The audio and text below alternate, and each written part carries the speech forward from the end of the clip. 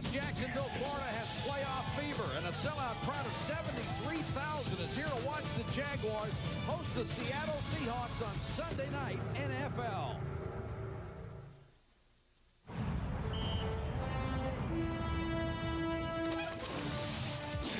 The expansion Jaguars have mounted a charge, reeling off 3 straight wins and into the wild card race. The unthinkable is now in reach, but only if the Jags continue to claw.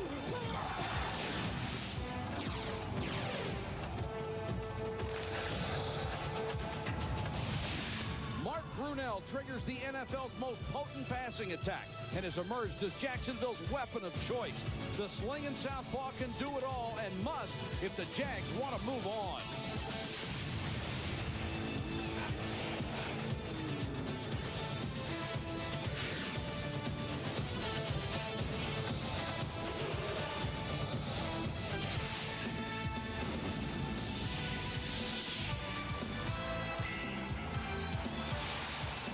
Everybody, I'm Mike Patrick along with Joe Thiesmann and Mark Malone. Welcome to the NFL on ESPN. Tom Coughlin has called tonight's game the most important in Jacksonville's brief 2-year history because a win keeps them 1 game behind in the playoff race while a loss would eliminate them. And as he is every Sunday, Mark Brunell is the key man for Jacksonville tonight. Brunell just 86 yards from reaching a league-leading 4,000. But in games of this importance, the key stat is usually mistakes. And Joe, in the last 2 games, Brunell hasn't made any. But Michael, he's going to feel the heat tonight from a Seahawk defense that blitzed Buffalo into 9 sacks a week ago and comes in tonight with a similar kind of game plan. But as long as you're talking key stats for the Jags, here are 2 more. 1, they must control Chris Warren. Last year he rushed for 121 yards and a touchdown against them. Number 2, control Joey Galloway. Last year he had 200 yards from scrimmage and 3 touchdowns. If those 2 come close to those kind of numbers tonight, Michael, Jacksonville's playoff hopes will get real dim.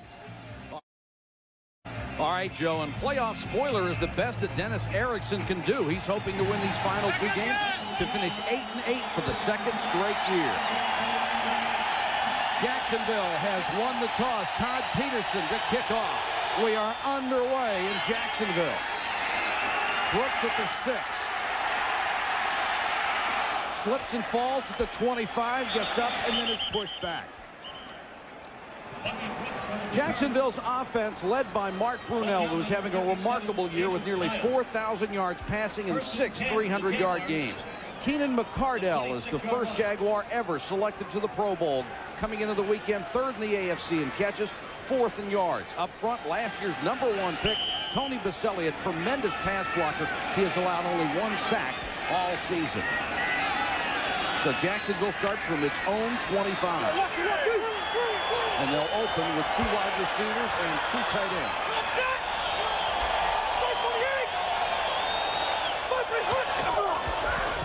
Play action by Brunell. Throws to Mitchell, the tight end out of Boston College, and Mitchell near a 1st down. For Seattle on defense, Michael Sinclair, in only his 2nd year as a starter and one of the leading sackers in the NFL, is going to the Pro Bowl. The club's leading tackler, middle linebacker Dean Wells, a former college defensive lineman, plays the run very well. And Darrell Williams was brought in from Cincinnati to replace Eugene Robinson, and he has a career-high 5 interceptions. Cortez Kennedy, another Pro Bowl. 177! 177!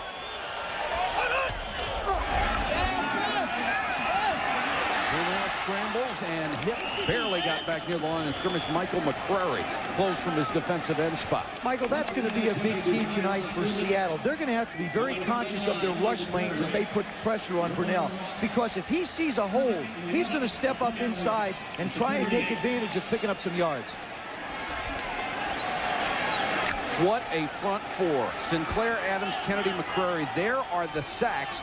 And because Seattle doesn't get very much exposure, not too many people know about anybody except Cortez Kennedy. These guys can play. Brunell deep over the middle. What a touchdown at the 35. Pete Mitchell. That's why they got it. He has great hands. He comes into this game with 43 receptions. He was a sure-handed receiver at Boston College for Tom Coughlin. Brunell gets great protection here up front. Coleman sliding, everybody creating a great wall on Tez. Now this ball is put the only place he can get it. Dan Wells, not really known for his pass covering ability, couldn't stay with him. And Mitchell ended up catching the ball flat on his back. Means, the former Charger, hit in the backfield, struggles to get back to the original line of scrimmage. Natron Means in the last couple of weeks has gotten the running game going, 123 yards in the last 2 weeks on 46 carries in place of James Stewart, who had a toe injury. They've been waiting for Means to come around. He'd been hampered most of the year by a bad right thumb, and there's Kevin Gilbride. The offensive coordinator, who's done a terrific job with a very young offense, gives them a lot of formations, gives defenses a lot of looks. They're now changing the play.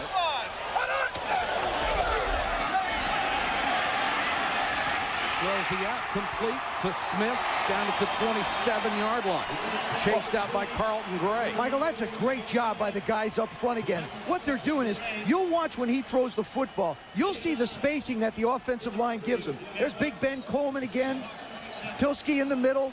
But there's about 3 yards between him and the line so he can step into it. This is just a good, quick route by Smith. Nice catch, holds on to the ball. And it's against the front four that has 31 sacks so far this year. They had 9 a week ago against Buffalo.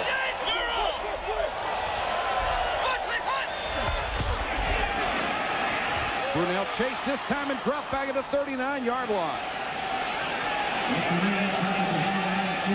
Good pressure by the line, and McCrary got there. Had a reputation as always going 100 miles an hour, but his coaches would say often in the wrong direction. And he used to hit the quarterback in practice, and the coach said, hey, look, you're going to get me fired, but you're going to go before I am, so settle down. He has. That took him out of field goal range. Would have been a 45-yard attempt because they lost 11, and they'll punt it away. Barker just hangs it up. And the fair catch made it to 12-yard line. Punt of 27 yards, but no return. Nothing early. Back to Jacksonville in a moment.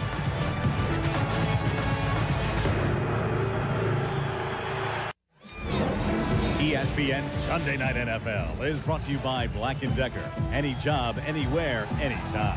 By Isuzu, equipment for real life. And by Office Depot, taking care of business for companies of every size, everywhere, every day. Seattle gets the football for the first time at its own 13-yard line. Scoreless first quarter, 11:18 to go. It is loud in the new Jacksonville Municipal Stadium. 73,000. Chris Warren. Maybe a yard, swarmed by the defense. For Seattle's offense, Rick Meyer has been buried in negative statistics. He has the lowest rated quarterback rating in the league, has 7 more interceptions than touchdowns. Chris Warren seems to play in relative obscurity year after year, but he has a chance for his 5th straight 1,000-yard season. On the offensive line, #1 draft choice Pete Kendall has been slowed by injuries, but he is still an upgrade on a very good run-blocking unit.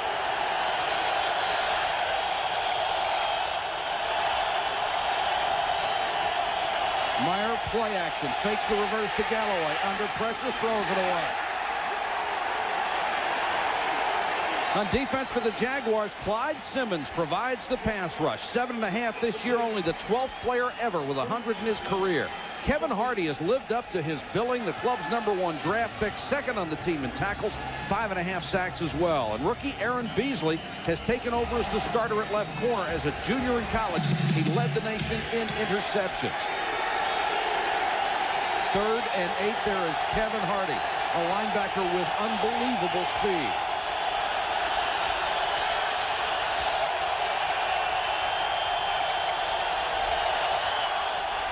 Four-man rush. Meyer steps up and throws, has it complete to Galloway. Joey Galloway to the 38-yard line. First down, Massey brought him down, but it's a gain of 23. Terrific job by Rick Meyer. As you mentioned, Mike, has been under a lot of criticism. There he just shows great poise.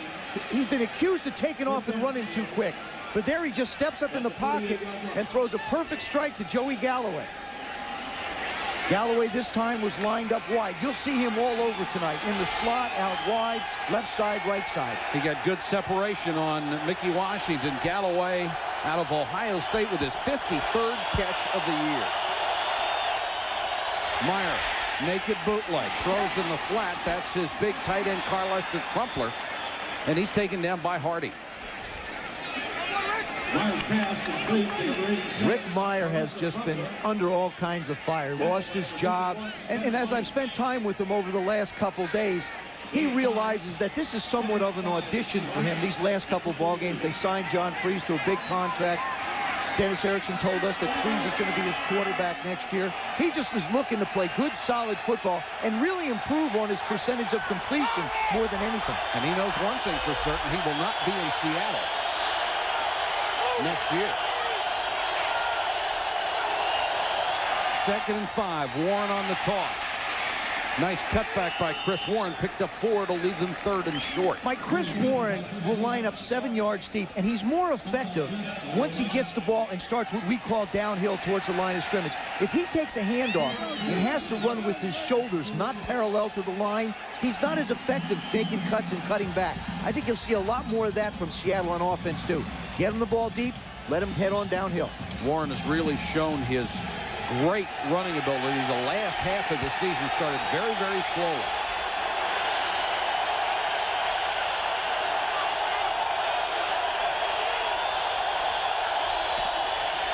Warren, Lagerman hits him in the backfield and brought him down for a loss. That's exactly what I was talking about. That time you saw Meyer go back and hand him the ball at 7 yards deep. Lagerman just shoots the gap, and he's right at his feet. There he goes, just fires right through. Ballard doesn't have a chance, number 75, and he makes the tackle. Because he doesn't get a lot of sacks, Lagerman has never received the credit he deserves as a defensive end. Chris Hudson back to get the punt, standing at his 12. Rick Tootin inside his own 30. End over end and returnable. Hudson from the 13. Gets it out to the 21-yard line. Jacksonville will start from there after an 8-yard return off a 43-yard punt. 0-0 early.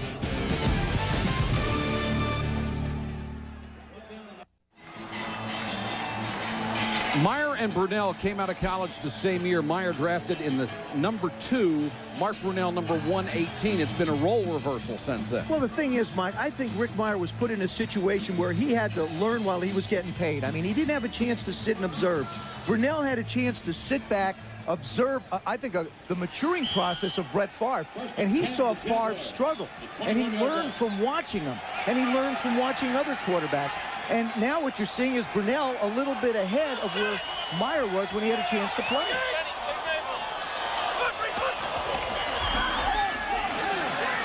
Brunell with good production, and McCardell makes the catch. Corey Harris with the tackle.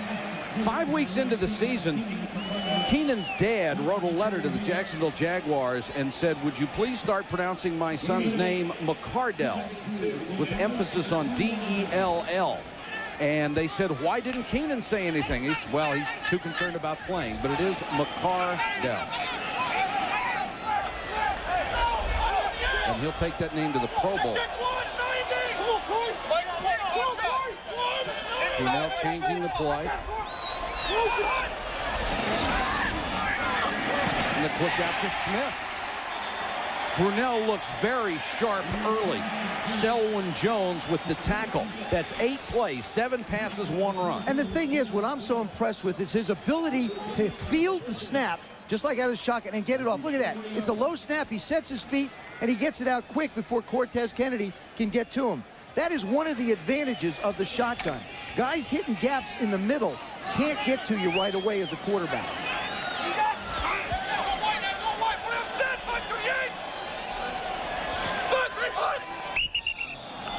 Early movement is Baselli. Jumped from the left tackle spot. Brunell so far, 5 out of 5 for 67. Here's Red Cashin. Before the snap, false start. Number 71 on the offense.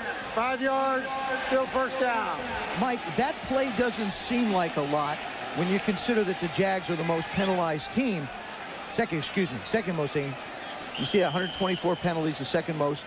What happens is Brunell was trying to work on a hard count. He doesn't want Seattle's defensive line teeing off on him. But if your guys can't handle it, you really can't use it to your advantage. So that play hurts the Jags on offense. 1st and 15. Means stumbled as he was trying to get the handoff. Still plunges forward to about the 38-yard line. Still 2 yards short of the original line of scrimmage. Winston Moss, the veteran linebacker, on the tackle.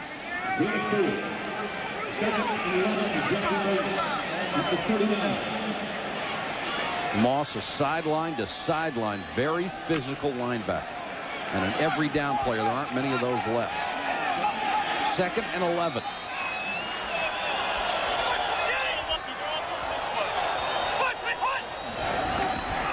Four-man rush. Brunell hangs in there, throws to Smith. Breaking tackles within 3 yards of a first down up at the 47-yard line. You've got to play back off of Smith because the kid can fly. And that's something everybody's aware of. They feel like he's the fastest guy on the football team. And what he does is he'll push it and then come back. I'll tell you another guy who can fly off the ball is Sam Adams, number 98. Look at him. I mean, he's pushing his own guy. He's pushing Michael Sinclair out of the way to get to the quarterback. Cortez Kennedy says that Sam Adams has the quickest step in football. Now, Tez thought he had one, but he feels like Adams has it. 3rd and 3. Comes the blitz off the corner. First down. The pass complete to Smith. He's down to the Seattle 45-yard line. Brunell has been perfect. And you know something? You have to give a lot of credit to Kevin Gilbride, the offensive coordinator. What he's doing is he's throwing up a lot of different formations at that Seattle defense, and Kevin is allowing Mark just to pick and choose the guy underneath. Hey, when you put up almost 4,000 yards, Michael, you know that your coordinator is going to make you put the ball down the field sooner or later. He is at 3,998 and counting. 95, 35, T. 95. Means Natron down to the 40-yard line. If he can play up to the form he played in San Diego, he is the perfect complement to Brunell. He said that he started to feel last week like he was close. But if you're going to run the football, you got to double team Cortez Kennedy. That's exactly what they do. And Natron runs in behind the blocks. 2nd and 5 for Jacksonville. Means again, nice cut. First down and more to the Seattle 32. The strong safety Robert Blackman made the tackle. Dave Waddell with a nice block from his center position. Dave Waddell and Rich Tilsky do a nice job of double teaming. Watch him come back. There's the good double team on the right side. And look at the hole they create. It's a good job also by Leon Searcy on the right to make sure that Sinclair can't fill in.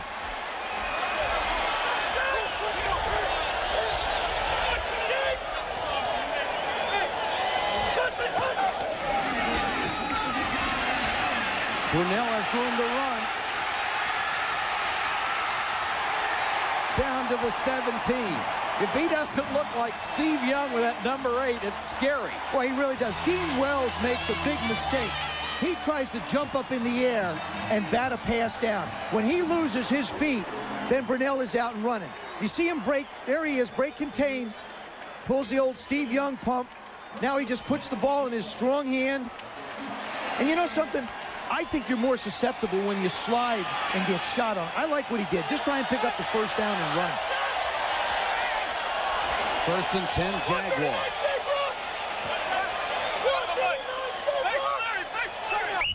And now Brunell is trying to change the play.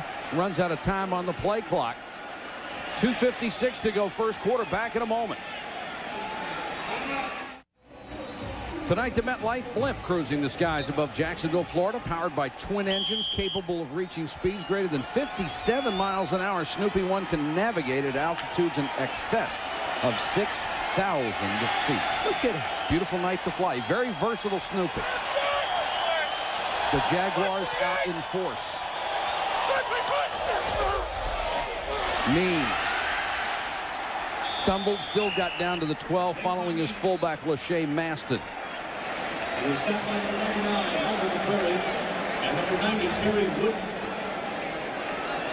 You know, if the Jags want to run the football, they'll probably run it behind Tony Baselli, number 71. He takes on Tez right square in the mouth. That is just great positioning. Look at him, just stays with him all the way. Well, that's a textbook block right there. He was the anchor of their draft. They figure he can play 15 years at that spot. Brunell changing the play again.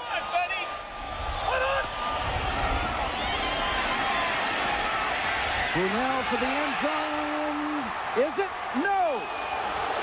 Ruled out of bounds. McCardell made the catch. The official took a long, long time. What he's doing is he's looking at the divots, Mike. He wanted to see where Keenan's toes touched, and it looks like one of them might have caught the white, and that's what he ruled it on. We'll get a better look at it here.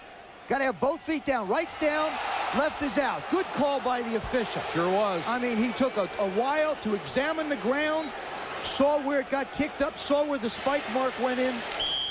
That's just a good job of officiating right there. It will be 3rd and 7.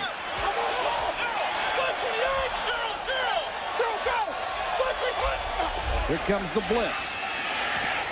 Touchdown, Smith.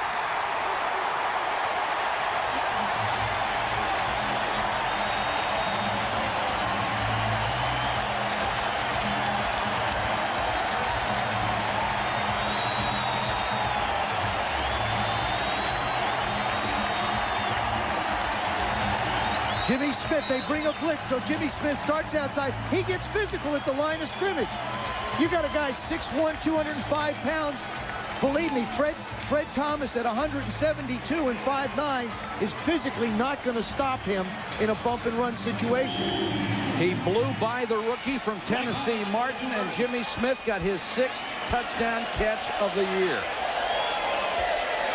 Mike Hollis, the free agent from Idaho, for the point after.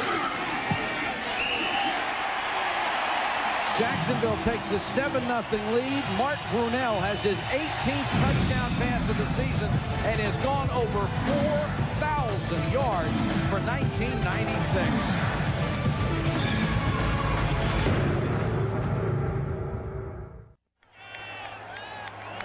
Mark Brunell, the first quarterback in the NFL this year, over 4,000 yards. And yes, you saw it. You'll see it many more times.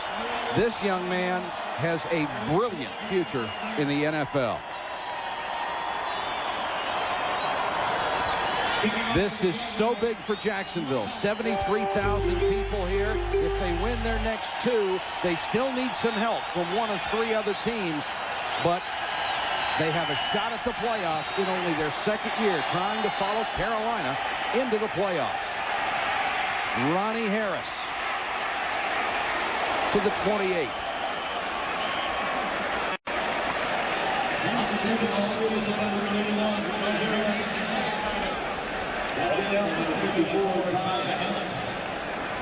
You love it when a guy loses his helmet. Anytime a guy loses his helmet hitting somebody, you love it.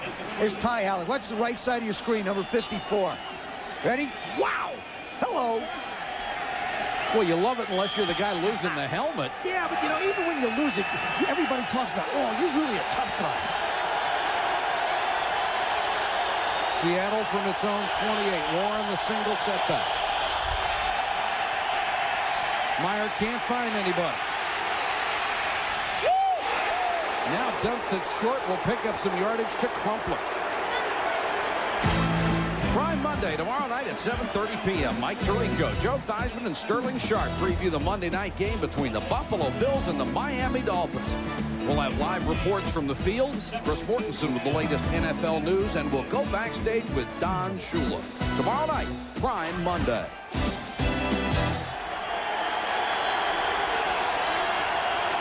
Second and 2 for the Seahawks. Jacksonville showing blitz. Meyer changing the play. They still come with the blitz. Chris Warren Stops shy of the first down marker. Tony Bracken's number 90 led the charge, the rookie out of Texas. Mike, this is why Coughlin got him, because he can come off the ball. He just goes inside hard, and he chases Warren down.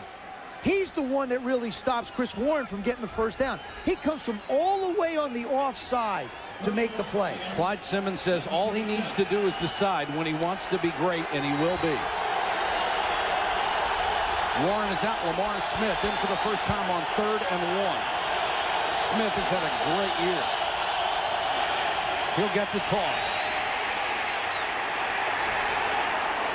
And by the mark, it looks like they got it by a half yard. That's just Yurkovich and Pritchett on the tackle. That's just a good piece of individual running. He got hit right about where the line of scrimmage was and managed to power his way for 2 yards. They really like Lamar Smith's skills. Between he and Warren, they've gained over 1,300 yards from that running back spot. They have been very effective. Of course, Seattle always is on the ground. That's the end of the first quarter. A playoff atmosphere in Jacksonville, and the Jaguars up by a touchdown. Here is the story for the Jaguars. They will make the playoffs. They have to win their last 2, and one of these 3 things has to happen. Indianapolis loses its last game at Cincinnati. Buffalo loses twice, or Kansas City loses at Buffalo. The key would be if Miami beats Buffalo tomorrow night, then the Jaguars control their destiny, much to the delight of Wayne Weaver, the owner of the Jaguars. You can only imagine what's going through his stomach right now, the thought of making the playoffs in his 2nd year. Lamar Smith, the running back. Chris Warren has been taken to the dressing room. Meyer, the deep out, about 2 feet over the head of Joey Galloway. There is a marker down. This one could wind up being a roughing the passer on Tony Bracken's, just being a little bit overzealous attacking Meyer. That's exactly what it is. That's what has to foul, roughing the passer. Number 90 on the defense, 15 yards, first down.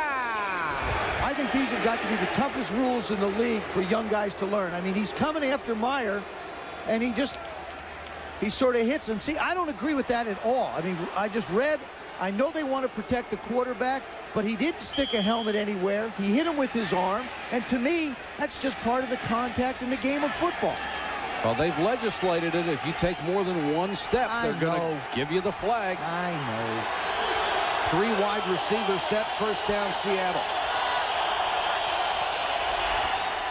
Smith driving the pile. The update on Warren, an irritated rib cartilage. He is currently being tended to in the locker room. That sounds like something they can tape up and send him back in, but they are doing x-rays at this point to see if something's broken. Mike, I would look for Seattle to try and focus running on the right side. That's where Tony Bracken's is. And Dennis Erickson, Bracken wants him to do that. Bracken's is 270, and then over there you got Graham and Ballard that average about 320. 2nd and 6. Meyer with a short set to Crumpler, the big tight end inside the 30 to the 26-yard line. Brought down by Brackens, who chased him downfield along with Mickey Washington, but it's a gain of 15, and Carlester Crumpler, who has been starting at that tight end spot since the 11th game, has become a very valuable target for Meyer. You want to get a quarterback some confidence, you give him some place to go. Meyer comes out, reads the defense, throws the ball very well. That's what's the most surprising to me is his completion percentage should be higher. He's just a lot better than what that reflects.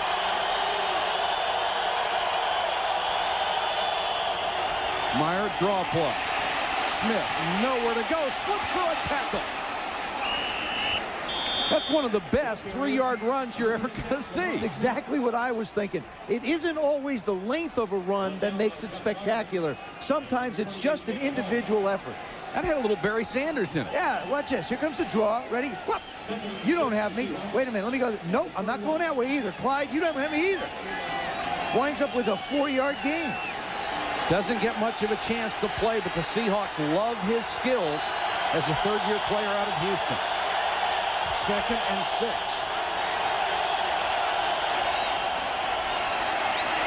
Meyer, the quick throw, has it completed again. The 4th catch for Carlester Crumpler. Say that 5 times fast. I could barely say it once.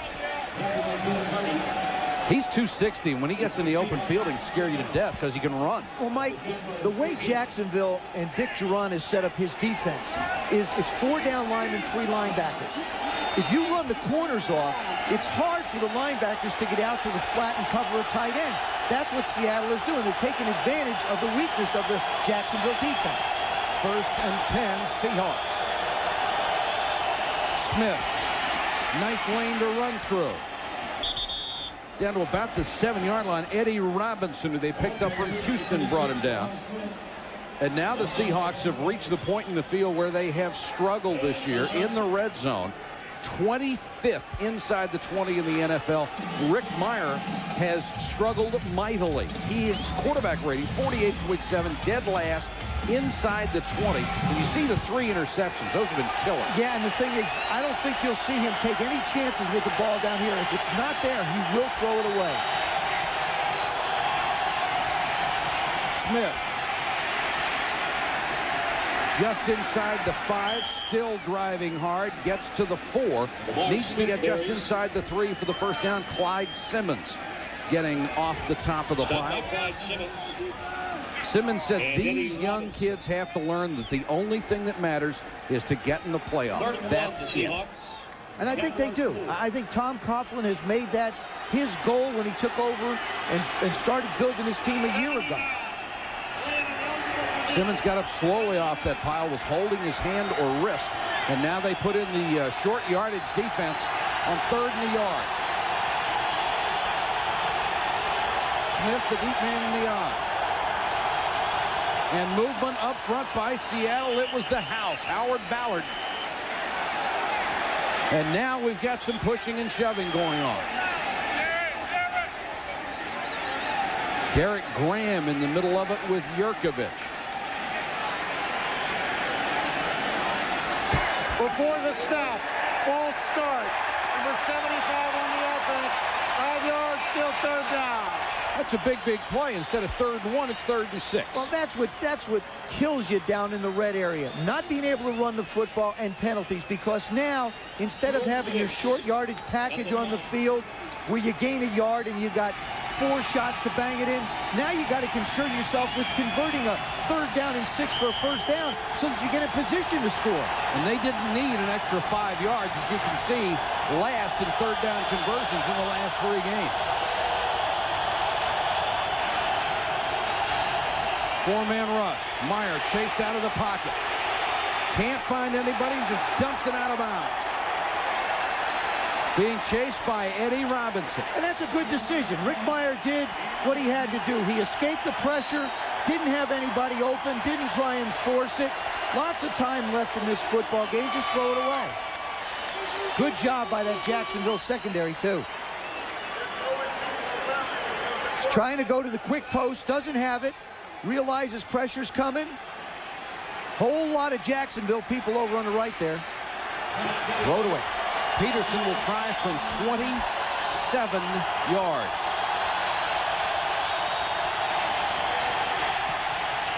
Todd Peterson hits his 25th field goal of the season, and the Seahawks get on the board with 10:29 to go, 1st half from Jacksonville.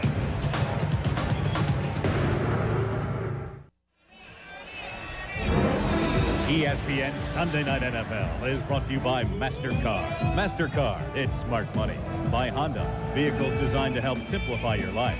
And by Radio Shack. If you've got questions, we've got answers. 10:29 to go, 1st half of play. Jacksonville trying to stay alive for the playoffs, leading Seattle 7-3. And Seattle to kick off in the person of Todd Peterson. Back to the Jaguars, number 42. That's Ricky Bucky Bell. Brooks. He is back with number 42, Ricky Bell, to receive the kick.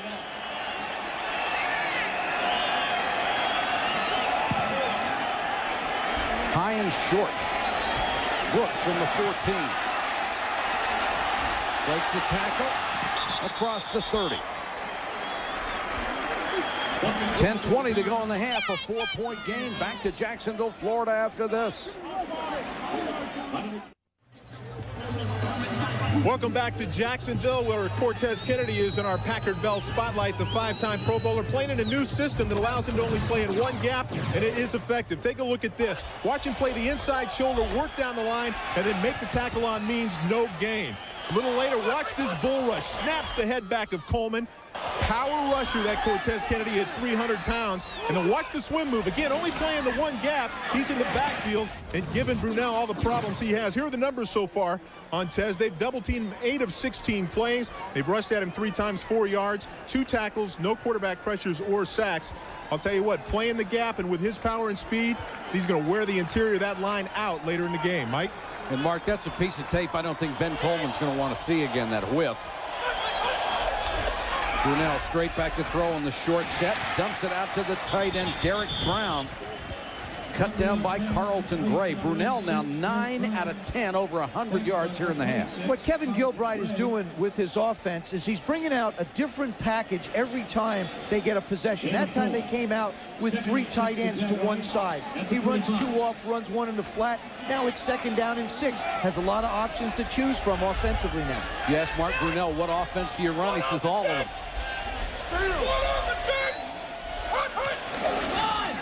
Means powering his way out to the 44 before he's thrown back by right side linebacker Winston Moss. You know, Mike, when Natron Means came here and he wasn't playing, instead of sitting and pouting like the reputation everybody says he has, he took the time to sit in and study offensive line blocking and study and learn defenses. And he said, I was going to make that time as productive as possible so that I could do a better job. And it's paying off for him. And it's going to pay off for him. There's James Stewart out of Tennessee. He was the #1 draft choice a year ago along with Baselli. He had been playing until he had a toe injury. 3rd and 2, 4 wide receivers on the field. And Brunell throws complete to Smith across midfield to the 40. Smith, with that great speed, commands a lot of respect, and then if he cuts something underneath, he's open. And, Mike, you can't say enough about the job that this offensive line has done. When you can get time to throw to a 21-yard completion, it's just great. And Tony Baselli is doing. Look at it. He just sets himself so perfect in front of McCrary. It's ideal. Now, Smith just comes under the traffic, catches it, and the rest is up to him. That's why Andre Rison became expendable here in Jacksonville, because they had to get Jimmy Smith on the field. And since Rison left, he's had 2 100-yard games in 3 starts. He's well on his way to another one here. Means, big hole up the middle, fumbled the football. It looked like the Jaguars got it back. Means coughed it up, but a big break for Jacksonville. But you know, Mike, that's what hustle does for you. If you're on a team where a coach talks about, hey, look, we're an offensive line, and you consider tight ends part of that line, you got to hustle down the field. In this case, Griffith is hustling down the field. Good tackle, ball comes out. Now here comes Rich Griffith, number 85, just hustling down the field to save a fumble. Means lost one a week ago. I always liked what one old coach said. You don't have to have any talent to hustle. And Rich Griffith, 3rd-string tight end, was the guy who hustled down and got it, a free agent. That helps him make the ball. There's a lot of old coaches that feel that way. Yeah, that's right. And they're all right. They'll bring the chains in from across the way with 8:24 to go in the half. Looked like they had to get right to the 31-yard line. Jacksonville is dictating tempo of this game on offense. Come out, show them a lot, throw quick passes, put your quarterback in the shotgun, let your running back pick and choose. Natron Means has great feet for a big guy. I mean, he gets him up, doesn't get tied up in the hole. Coughlin's really done a nice job with the way he's constructed this offense. Well, with winning 4 out of the last 5, you don't hear anybody saying anything negative about Tom Coughlin being a drill sergeant. They're just thrilled that he's the head coach and has a shot at the playoff. He's a disciplinarian. That's right. It changes, doesn't it? Yes. If they'd lost 4 out of 5, he'd have been a drill sergeant again. 2nd and inches. Stay inside.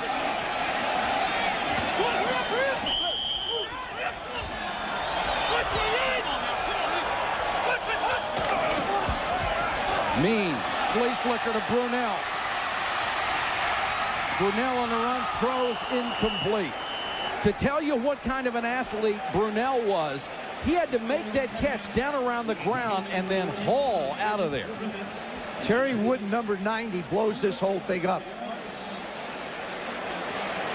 Right there, watch him. They're going to run the fake. He's going to get back here, but him coming in is just going to blow this whole thing right up. Here comes up the middle. He hits Means just as he gets rid of it and gets up and puts pressure. Look at Tez. Look at Tez chasing. That's Cortez Kennedy, 310 pounds, chasing Brunell. Now third and short. Brunell trying to sneak for it. I don't know. Depends on the mark.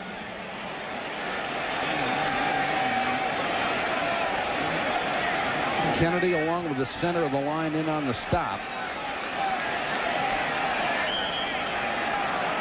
And they'll bring the chains in again. Sam Adams, number 98, goes low. Cortez Kennedy, 96, up high. There's Sam down low, and there's Tez up high. And if he does make it, he makes it by a perception. Well, I don't even think he made the line of scrimmage. No, it doesn't look like it, does it? Nope. But they spotted the ball forward. They gave him an advance on it, and he not forward enough. Just short. Well, if you're Tom Coughlin, what do you do? From here, it would be a 47-yard field goal. I think you'd go for it. I think you'd go for it. I really do. I think you'd go for it. You got a young football team. I think you'd go for it.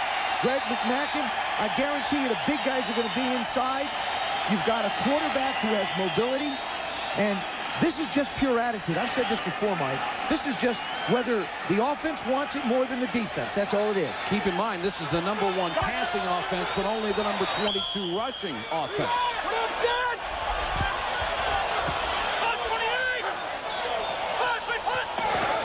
Means, first down. Natron Means to the 27. And if it's attitude, the attitude was correct on that one. That's a statement made by Tom Coughlin and his football team. He said before, Mike, when we sat with him, remember on Friday? He says, listen, I don't want the people to think we're a conservative offense. Baselli, right here, is going to fire out and push down. You'll see him come in. Watch. There it is, the big block right there. Just creates the hole on Moss. Boy, Maston got a pretty good one, too. Means again. Nice block on the right side. Natron inside the 20, pushing the pile to the 18 behind Rich Tilsky, the right guard, number 76.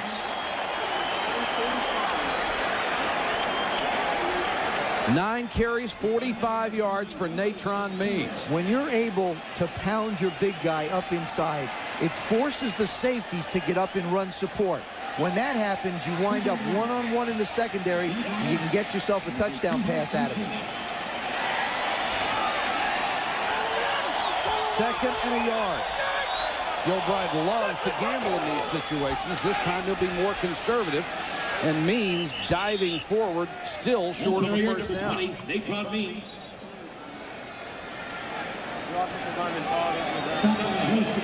Like Seattle, Jacksonville has struggled inside the 20-yard line. They are only 22nd in the NFL, scoring touchdowns 44% of the time.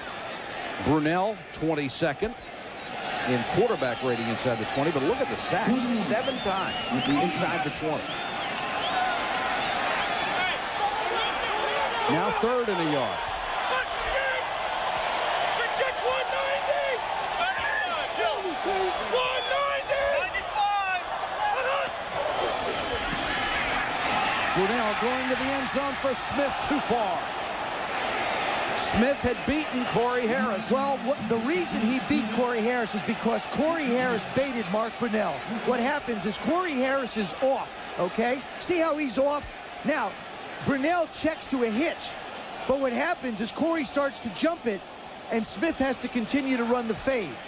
And Mark Brunell, you see the blood on the hand. He knew he had it. Would have been their second touchdown of the game.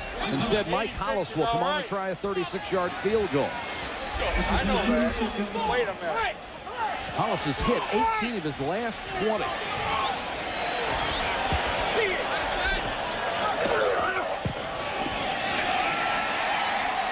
And he hooked it. Mike Hollis hooks a 36-yarder left, and the Jaguars remain on top by 4.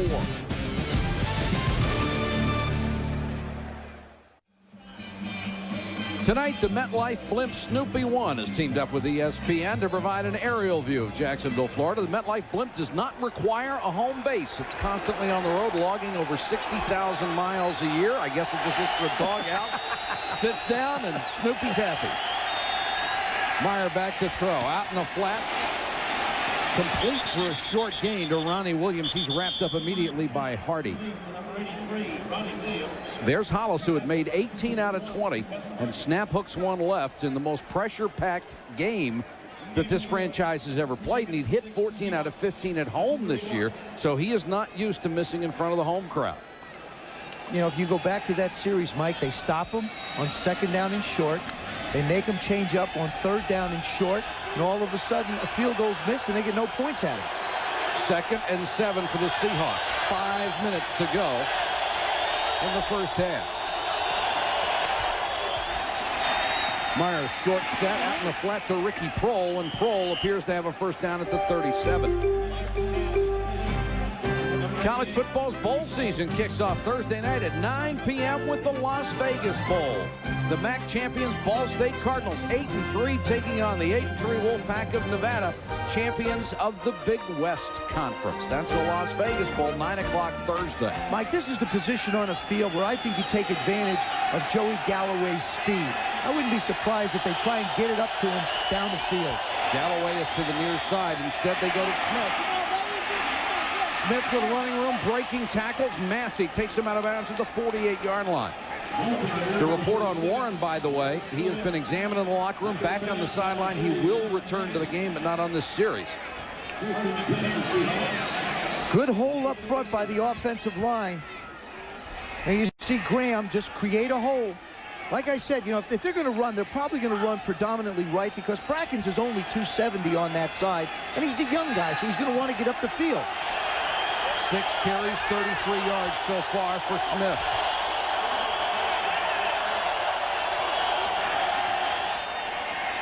Meyer with plenty of time. Throws the out. Prohl can't get there.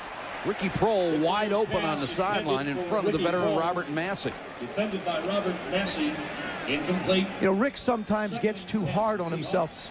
When you're not throwing the ball really the way you want to, and you've had a lot of heat about your completion percentage, you know, he gets down on himself a little bit, and he's the kind of guy that just, you can't worry about it, Mike. You're going to have days when no matter where you throw it, it doesn't seem like it's right. Well, he's had more of those days than he wants this year, though, but tonight he's 7 out of 10. 2nd and 10, Seattle.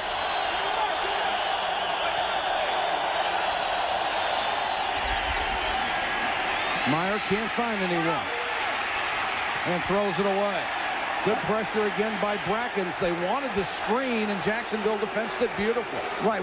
Jacksonville does a good job getting that linebacker out into the middle of the screen. And, of course, one of the big threats we talked about was Joey Galloway. Washington's got him underneath. Davis is up top.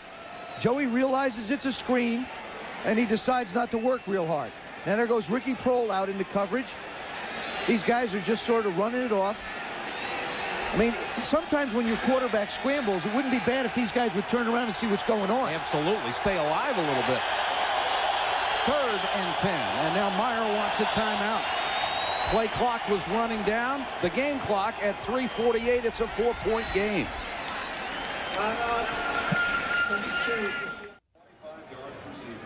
Jaguars by 4. Let's go back to the last play. Joe, there is a lot more to being a receiver than just catching passes that are intended for you. Yeah, Joey Galloway is a young guy, and he's got things to learn. Jerry Rice is the kind of a receiver people talk about. When he comes off the line, you don't know whether he's getting the ball or not. When you saw Joey Galloway come off the line that time, there was no doubt he wasn't involved in the play. That's something that he's going to have to add to his offensive repertoire to become a complete receiver in this game. And Meyer had to scramble. He had nobody else to go to. 3rd and 10.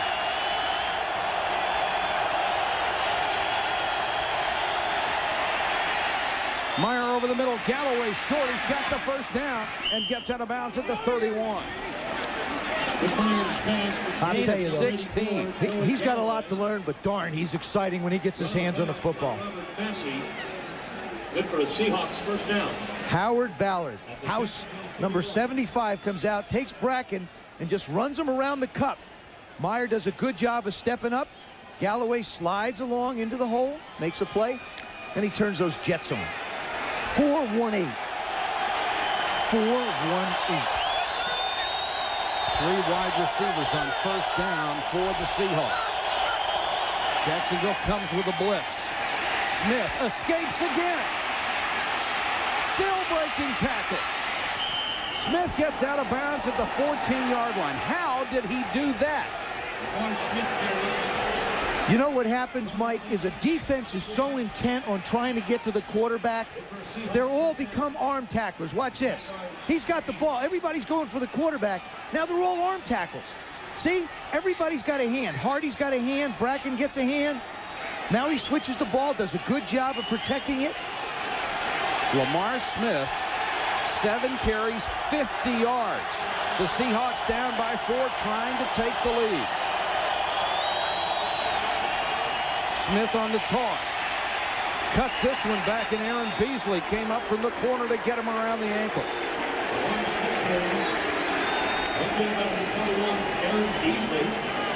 Beasley was not slated to start this year. Dave Thomas, who started that left corner, got hurt. But Beasley is an exceptional cover guy. Tom Coughlin knew about him way back in high school when he tried to recruit him out of Valley Forge Military Academy. And he wound up going to West Virginia, got away from him. When he brought him in here, he said, "You're not going to get away from me again." 2nd and 9. Jaguars come with a blitz. Meyer unloads, almost intercepted by Washington. It was intended for Pritchard, and Washington came up to knock it down. They sent everybody. And Meyer just barely gets this off, Mike. They fill both gaps. Travis Davis is going to get to him. He's going to come right upper part of your screen. There he comes through. He just manages to get it off and isn't really allowed to follow through. You see his hand get hit. And a nice job by Washington. 3rd and 9.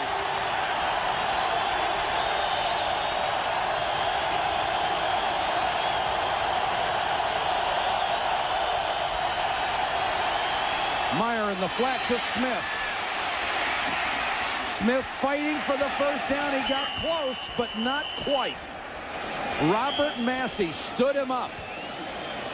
And we've reached a 2-minute warning, so Dennis Erickson is going to have some time to think about it. Tom Coughlin hoping he makes the wrong decision.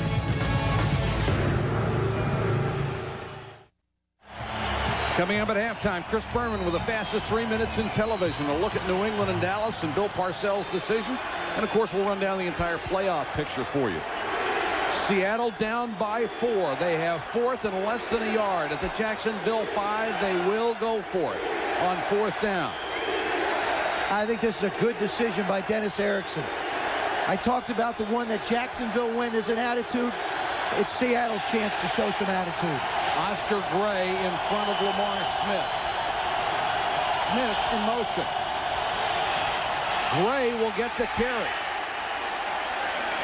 And this is very close. That was only the 2nd carry all year for Oscar Gray. You talk about some quick hands by Rick Meyer. When you've got a fullback cheated up that close to you, you get the snap, which is tough anyway, because Kevin Mawai has got a lot of blocking to do up front. Look at how quick this handoff is. You get it, he's got, look at that. Meyer doesn't even have a chance to turn around, and Gray is right on him. 1st and goal from the 4. 1:24 and counting in the half.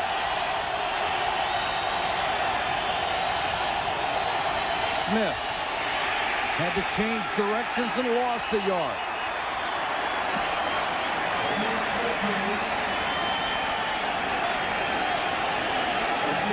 And Meyer comes up lame.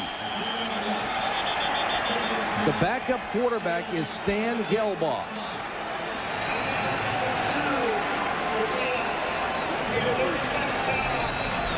Rick Meyer bangs his knee on the handle. There it is. See his left knee? Ouch. He hits Lamar Smith right on the kneecap. Watch his left knee. Knee to knee. Catches one just above the pad. Goes down like a shot. Well, you don't expect it to get hurt handing the ball off either. Yeah, but you know, you don't. But when you get down into close quarters, everybody's coming at you real quick. They're all of a sudden, they're right on top of you. Stan Gelbaugh hasn't been on the field for real since the last game of 1994. Those are his career numbers. He has been the #2 quarterback the last 3 games since John Freese was injured and went on IR. Moving up from the #3 man, and Gino Torretta now fills that role. Meyer very gingerly leaving the field. There is Gino Torretta, the former Heisman winner out of Miami, who was the emergency designate quarterback tonight. Will be 2nd and goal now from the 5. And Meyer looked much better coming off the field than he did when he first got up. You know, Michael, what I was saying is when you get down around a goal line, everything is happening so much quicker. You've got to get your feet out of the way. Quite often we see offensive linemen step on quarterback's feet. Everything has to happen a lot quicker. And Meyer is right back in there. He can do that because they took a timeout. 2nd and goal with 1:03 to go in the half. Seattle playing for nothing but pride. Jacksonville playing for the playoffs.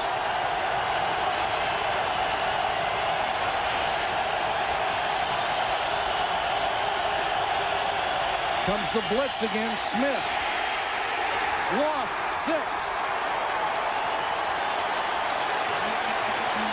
Lageman was over there. So was Kelvin Pritchett, number 94.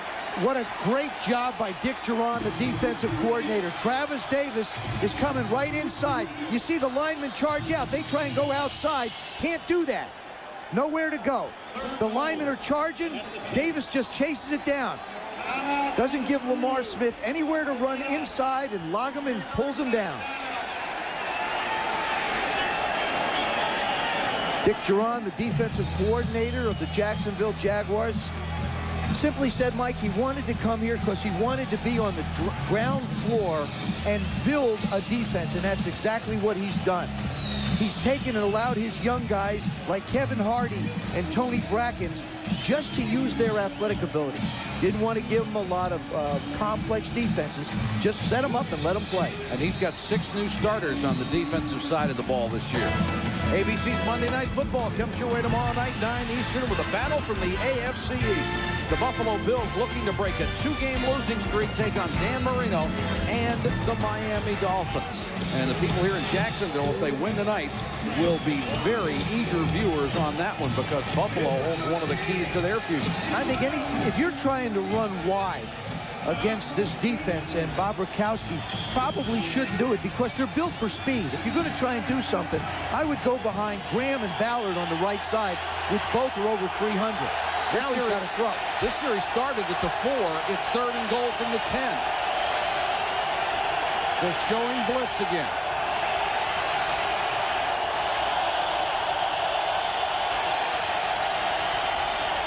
They back out, 4-man rush. The throw, Pro, touchdown.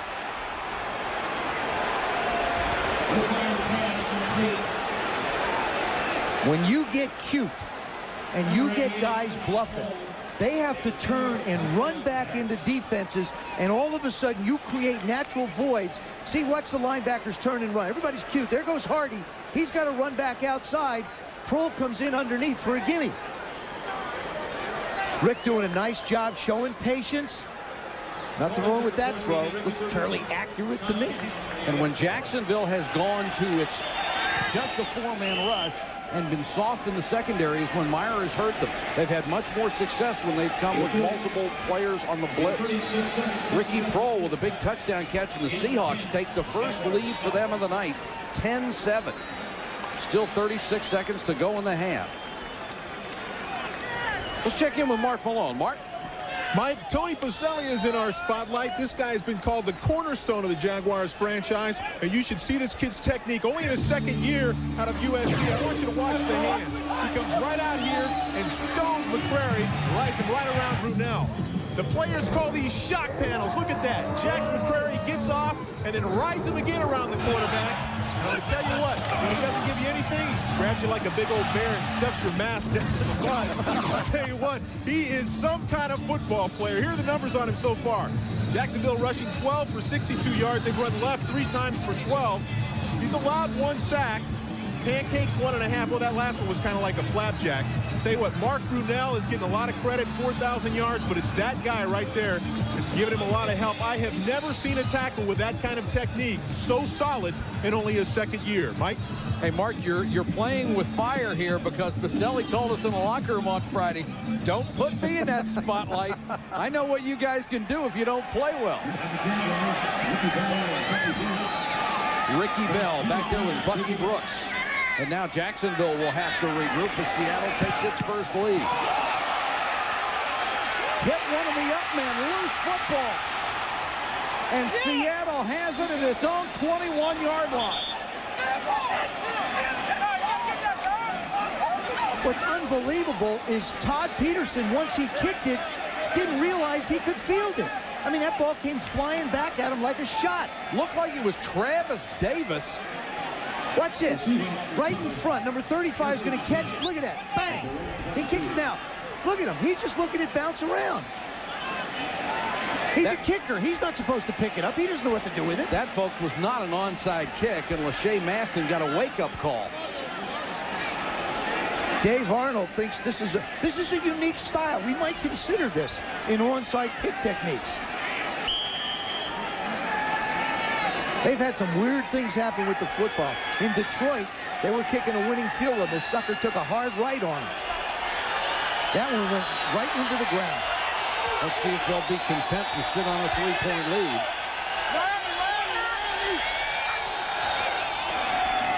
Smith, little hesitation and dives forward out to the 26-yard line. And Seattle in no hurry with under 20 seconds to go.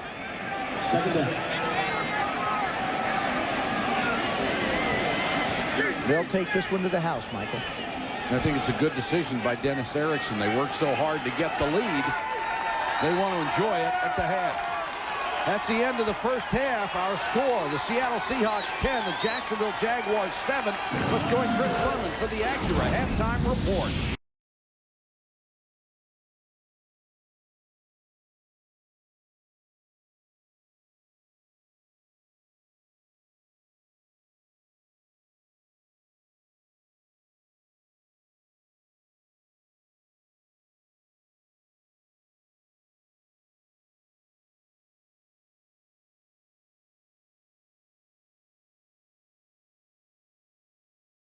Gloves.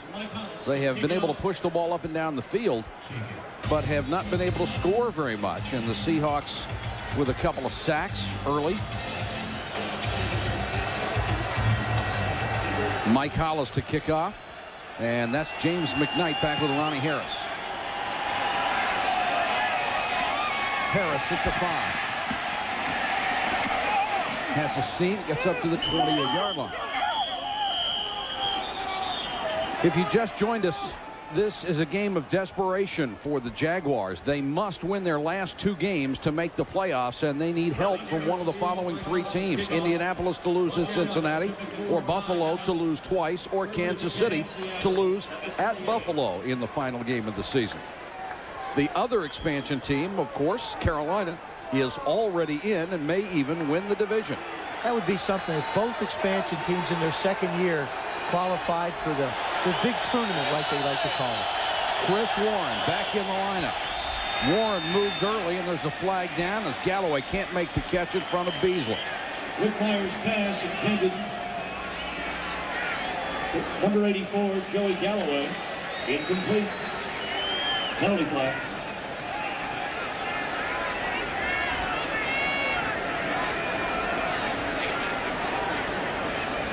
Talking to Lageman as to whether he wants to accept the penalty. Illegal motion. Number 42 on the offense. 5 yards, still first down. So they'll make it 1st and 15 instead of 2nd and 10. We talked at the beginning of the telecast about the keys being Chris Warren and Joey Galloway. Well, Warren's been out, so Smith has been in his spot and has run well. 11 carries for 49 yards. Galloway has been pretty much shut down. And it's really the big plays from Joey Galloway that you have to stop. 1st and 15 for Seattle. Warren on the toss. Lageman. Nice play. Mark, I just don't like the play selection against this defense to try and hit the perimeters. I think what you want to do with Chris Warren is pitch it to him like that and let him turn it up and sort of cut back. By trying to keep on going outside, Bukowski's going to have a problem because the linebackers in the ends flow so well. These are not big outside people. Loggeman at 267. But he's always run very well, and you could see what leverage he had against the block on the last play. 2nd and 18. 3 wide receivers set for Rick Meyer. Draw play, Warren. Broke 1 tackle, broke 2 tackles, ran away from an arm tackle, and goes down at the 30. Jacksonville has not done a good job wrapping up running backs tonight. Exactly. We saw Lamar Smith break one before, a big one. Now we just saw Chris Warren do it. Watch how many tackles he's going to break. This is just a simple draw play with a lot of yards to go. He makes the move inside. Now there's one right there, Loggeman. There's another one right there. Just runs through a third one. He finally gets brought down. Ran through 3 tackles. Warren working on his 5th consecutive 1,000-yard season. The injured player, Bucky Brooks, the man who finally made the tackle. And we'll check on Brooks's condition when we come back. It's a 3-point Seattle lead. ESPN Sunday Night NFL is brought to you by Packard Bell, the world's #1 selling home computer. By McDonald's, official restaurant of the NFL, and home of the deluxe sandwiches. They're McDonald's with a grown-up taste. And by Pep Boys, 26,000 items at the guaranteed low price. Tires and service too. Everything but gas. Seattle with a 3-point lead here in Jacksonville, facing a 3rd and 8 situation from just inside their own 30-yard line. Brooks was able to leave under his own steam. When Jacksonville is not blitzed on 3rd down, they've been hurt. Here they come. Meyer in the flat to Warren. Beasley and Blackman come up to make the, or Beasley and Washington come up to make the tackle. That time they came with the blitz. Meyer had to unload, and they stop him short. And you know something, that's a good decision by Rick Meyer, because everybody always likes to argue, well, it's 3rd and 8, why don't you throw the ball down the field? Well, the defense doesn't let you. And I think from a quarterback position, you throw the ball to a guy who's open. It's up to him to try and make the 1st down. If not, you punt and you let your defense go work for you. That's a good decision. Loggeman shaken on the play, able to leave. Back to take the kick is Chris Hudson, who's averaged 12 yards a return this year on 26 tries. Rick Tootin to punt.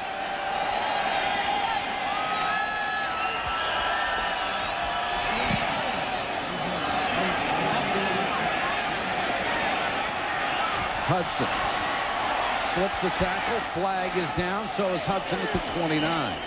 7-yard return after a punt of 42. Ronnie Williams downfield to make the tackle for the Seahawks. He ran 30 yards. Brought down by number 20, Dave Bellamy. There was no place in the defense. He tried to get back in. Red Cashin controls the game as well as any official that's been around the last 20 years. It's so great. And, you know, the personality that he has.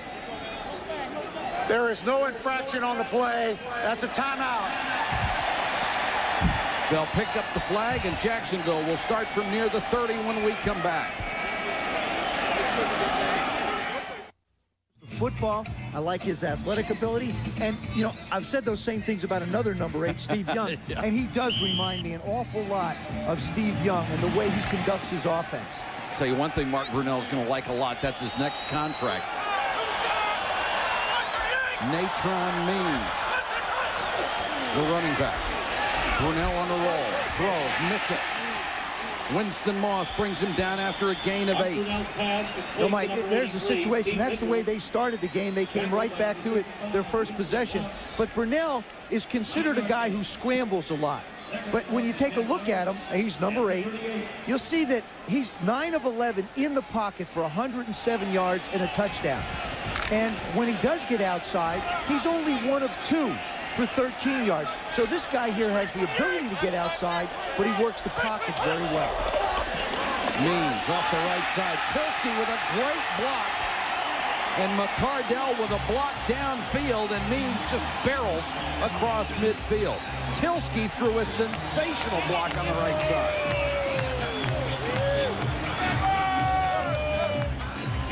For 76, Tilsky, he's gonna pull out and come around and make that block.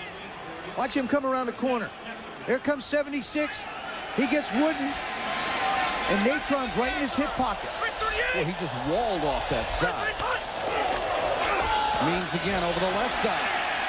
Running room down to the 43, maybe the 42, where Sam Adams made the tackle. What a job they have done against Seattle's defensive line, a line that is one of the best in the NFL. And keep in mind, this offense is very well rested. They didn't have the ball for 7 minutes towards the end of the first half. They sat through halftime, and then Seattle had it also. So, I mean, they've been down for almost 25 minutes. They had to warm up again. 2nd and 5. Brunell short set. McCardell caught it and then fumbled it. And now they're saying incomplete. They are.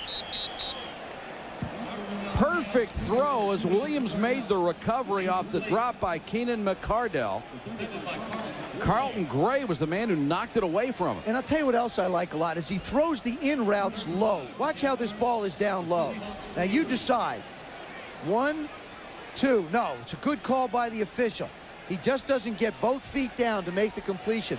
But Brunell keeps the ball down low inside. That's important. It becomes very friendly to receivers.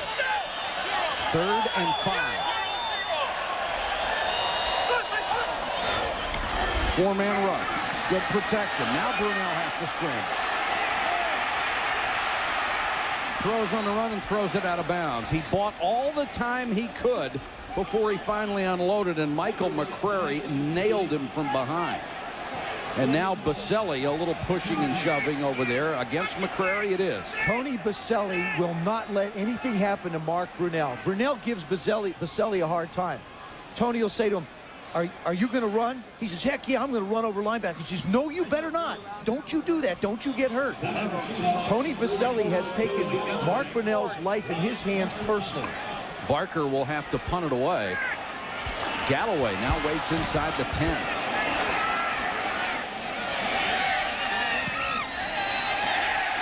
And the Jaguars down to knock it out of bounds inside the 10-yard line. Ricky Bell, backup corner, with a nice job on special teams. 34 yards on the punt, no return.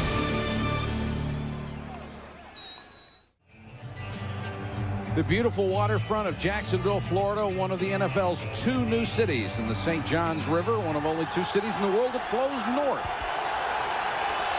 Wayne Weaver, who came down from the north to buy this franchise. Chris Warren, the setback, gets it from Meyer. And here's where the Jacksonville defense needs to make a stand, and on that play they did. Clyde Simmons led the rush along with Kelvin Pritchett, number 94. See, I've always been a firm believer when you're backed up in your own end, the defense has got so much of the field to protect. If you've got somebody with Joey Galloway's speed, you almost feel obligated to run a little play action or just drop back and let him go make a play for you. They've done a great job in shutting Galloway down tonight. He only has 2 catches and a mere 39 yards. 2nd and 10. The crowd really getting into it.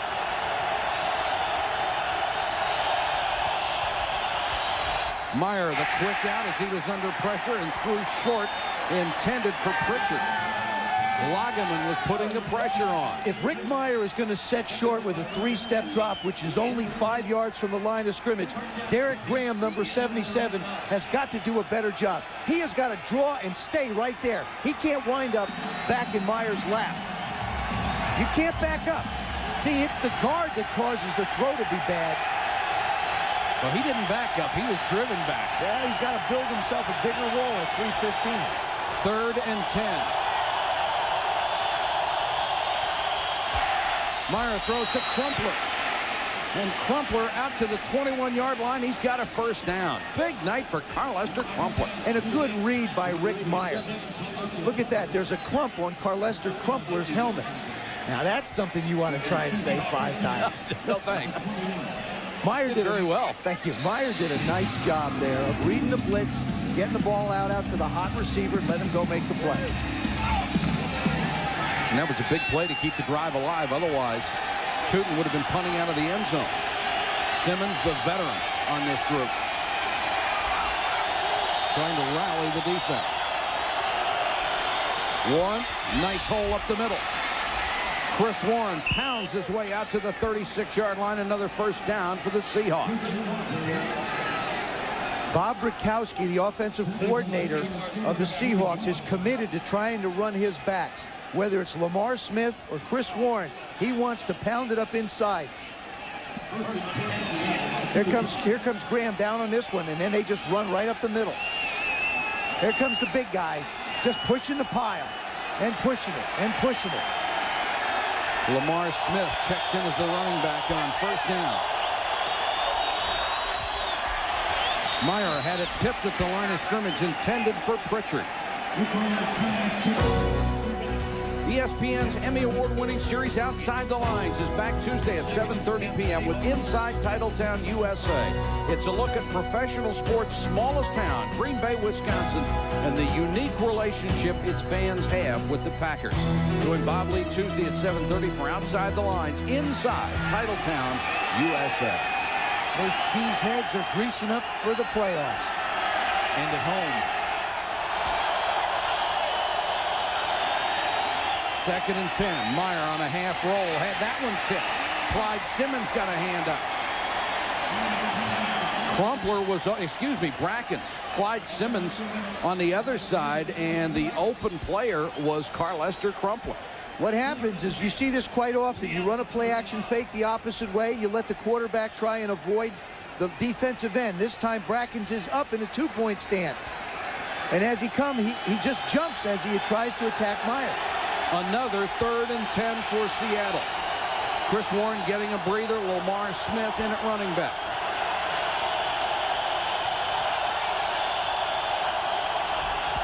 Four-man rush. Meyer to the sideline, complete for a first down. Nice catch by Pritchard. Made sure he got the feet down inbounds. That's the first time Rick Myers had a chance to throw one down the field and complete it. He's been a little high and outside on a few others. That one, he got where he should have. A little bit deeper drop. That one gets nicked too. You'll see that spiral comes off the ball. Pritchard doing a nice job of concentrating. Getting a few balls tipped up front. Meyer now 13 out of 21, 133 yards. Warren is back in the game on first down, and he has the ball. Chris Warren bursting inside the Jacksonville 40 to the 39. Tony Brackens had to chase him down to make the stop.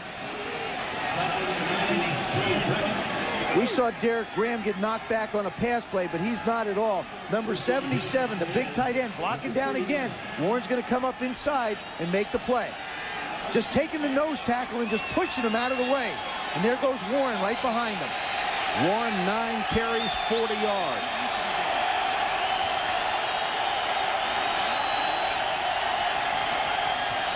Warren again. Waiting for him that time was Eddie Robinson. And Joe, there's a flag down on the play. Joe, you get the feeling that Seattle is starting to wear down that Jacksonville front a little bit. Well, what they do is by running the football, you now get into a play calling situation where you really make them play defense, both the pass and the run. And you're right, Mike. They're hitting the perimeters, but they're allowing Chris Warren to turn up the field. And this will hurt. A holding call. Holding during the run. Number 74 of the offense. 10 yards, still first down. James Atkins, the third-year left tackle. So it makes it 1st and 20. 7 minutes, 40 seconds to go, third quarter.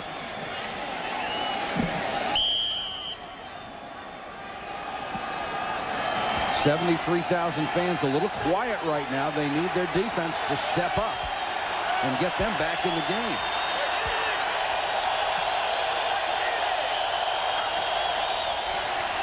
Meyer short set, has another one knocked down at the line of scrimmage. Tony Brackens got up and stuffed that one. Defensive linemen have gotten so good against quarterbacks setting short. Exactly. When you set short, everybody sits down. The linemen sit and they jump. The defensive backs close on people.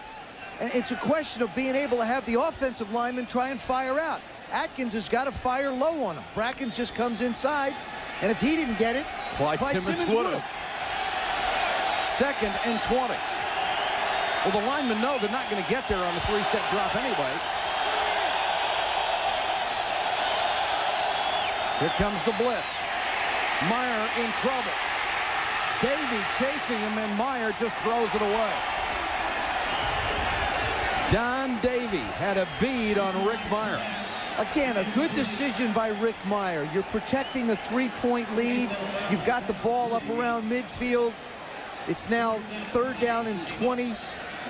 You do something conservative and smart, let the defense go out. Make it a field position game.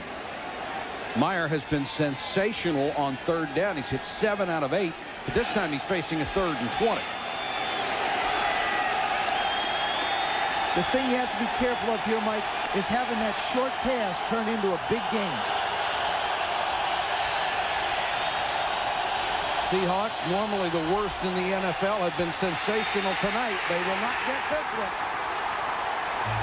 As the Jaguars come with the pressure, Jeff Lageman and Tony Brackens were there for the first sack of the night for Jacksonville. And Meyer has a face full of turf. He's got a clump on his crown. Tony Brackens just keeps on working. He comes around. Atkins is fighting him. He's fighting him. He goes inside. Atkins thinks that Meyer's going to flush the other way. Brackens doesn't stop. Now you know why the assessment from Clyde Simmons after seeing this guy tonight. When he wants to be great, he will be. Hudson back to take the punt from the 15. And dives across the 20. Jay Bellamy makes the tackle. Brackens, number 2 in sacks in the NFL for rookies, to Simeon Rice. At his current rate, he will finish in the top 10 all-time for a single season for both passing and total offense. But right now, he'd give up all the numbers for a score. He needs it to keep his team alive in the playoffs. Brunell on the roll, dumps it to Means. Means runs through a tackle out to the 28-yard line, hit by Corey Harris. Means is tackled by number 30, Corey Harris. Gain of 8. If you haven't heard about Mark Brunell very much, don't feel like a stranger. This team has not gotten a lot of national publicity in its second year, but look what he's done. First in the NFL in passing. First among quarterbacks in rushing.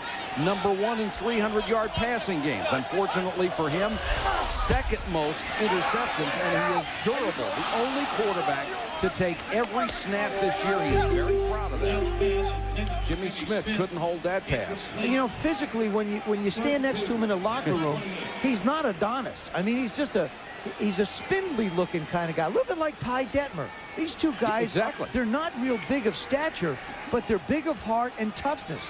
They take hits well. They don't take foolish hits. 3rd and 2.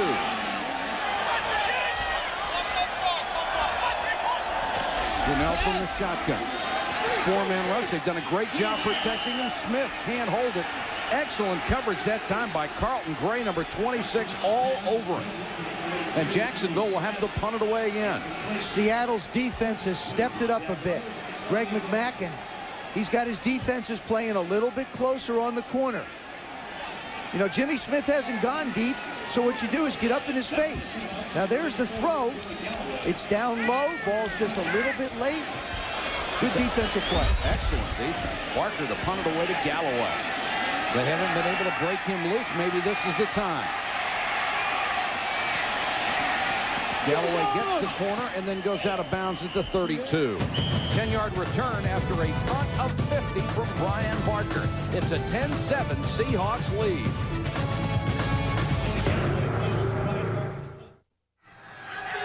Welcome back to Jacksonville. The Jaguars defense in our spotlight. Tom Coughlin having to get it done with rookies.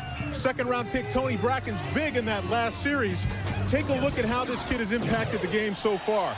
Watch him. Coming off the bootleg, reads it, gets up and tips the ball, and then comes inside on Atkins and beats him. Another tip, and watch him pile drive Atkins back. Bull rush, comes off the double team, gets a half a sack. He's a heck of a football player as a rookie. Here are the numbers. So far, they have tackles, 3 solo, 3 batted balls, 2 quarterback hits, 1 pressure.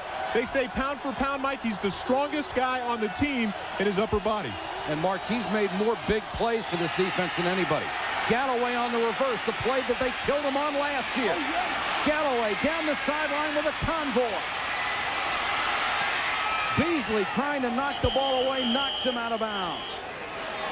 Derek Graham with an excellent block out front, a reverse 51 yards to Galloway. And you know something, Mike? It may not seem like much, but Chris Hudson, number 37, saves a touchdown by not committing and just laying back. Sooner or later, you had to figure that Bob Rakowski got the ball to Joey Galloway. This is his 14th reverse or 14th carry of the year. Now it's just speed. Now it's just speed on speed. Hudson does a good job of turning him back inside so that Beasley can make some kind of play on him. And did you see Tom Coughlin shaking his head like we talked about it all week long? Back to the ground for Warren. Warren inside the 10-yard line. And the momentum has definitely swung in Seattle's favor. Jacksonville must win tonight. They would face another home game next week against Atlanta. If they win both, they only need a loss by one of 3 teams next week, or 2 by Buffalo, and they're in the playoffs. Michael, if I'm Jacksonville, because Rick Meyer's been setting short, I bring linebackers and safeties in his face, right up the middle. And here they come. Meyer dumps it off. Crumpler. And stopped short of the goal line. Massey came up with a tremendous effort to keep him out of the end zone. Good job by Rick Meyer. This time he avoided the sack of Hardy and managed to get the throw out. Here comes the fake. Hardy comes around. Now the difference in what Hardy did and what Brackens did is Hardy tried to make the tackle. Brackens pulled up and tried to knock the ball away.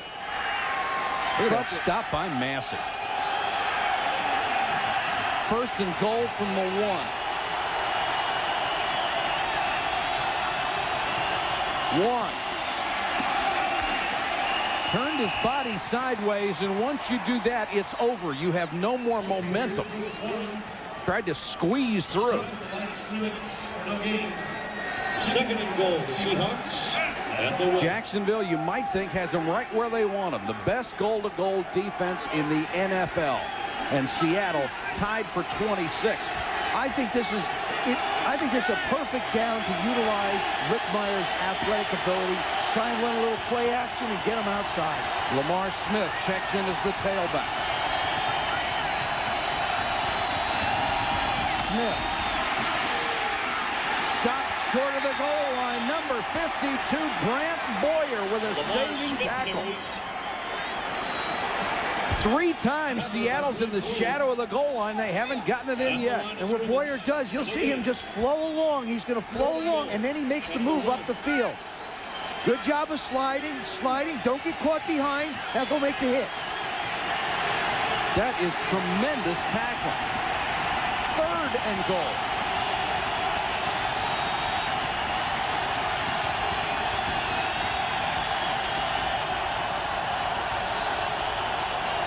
Smith didn't make it. 4 straight tackles at the goal line. You know, it's just Jacksonville was not going to allow Seattle to do it.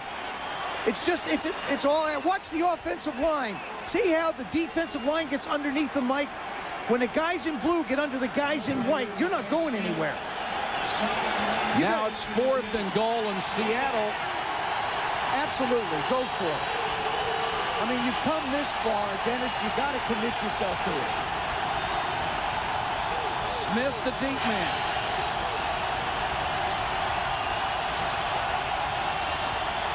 Meyer wants to throw. There's a flag down. Pass tipped incomplete. Brackens did it again.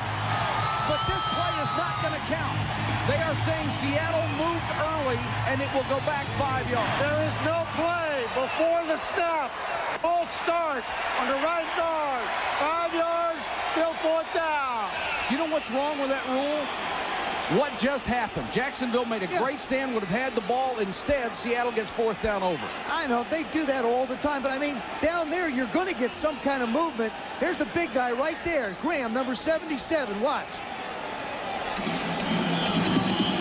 Yep, I mean, he just raises his back ever so slightly, and it winds up being a penalty.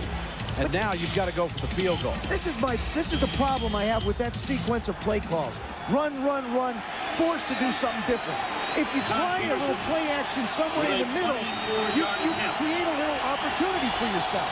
Peterson with a chance to break the team record with his field goal. This is from 24. He's already hit from 27. And he knocks it through to extend the lead to 13-7. What a great job by Jacksonville's defense. Those guys just did something special. Now, as they walk off the field, little conversation with the offense. All right, guys, we're keeping you in it. Now go get some points, will you? And normally that has not been a problem. It's been the other way around, but the defense has shown up big.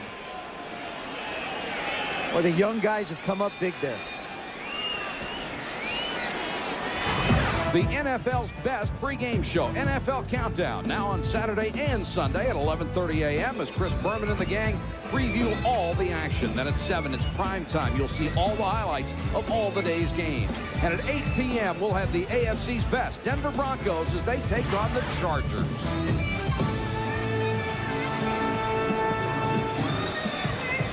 $73,000 strong at Jacksonville Municipal Stadium.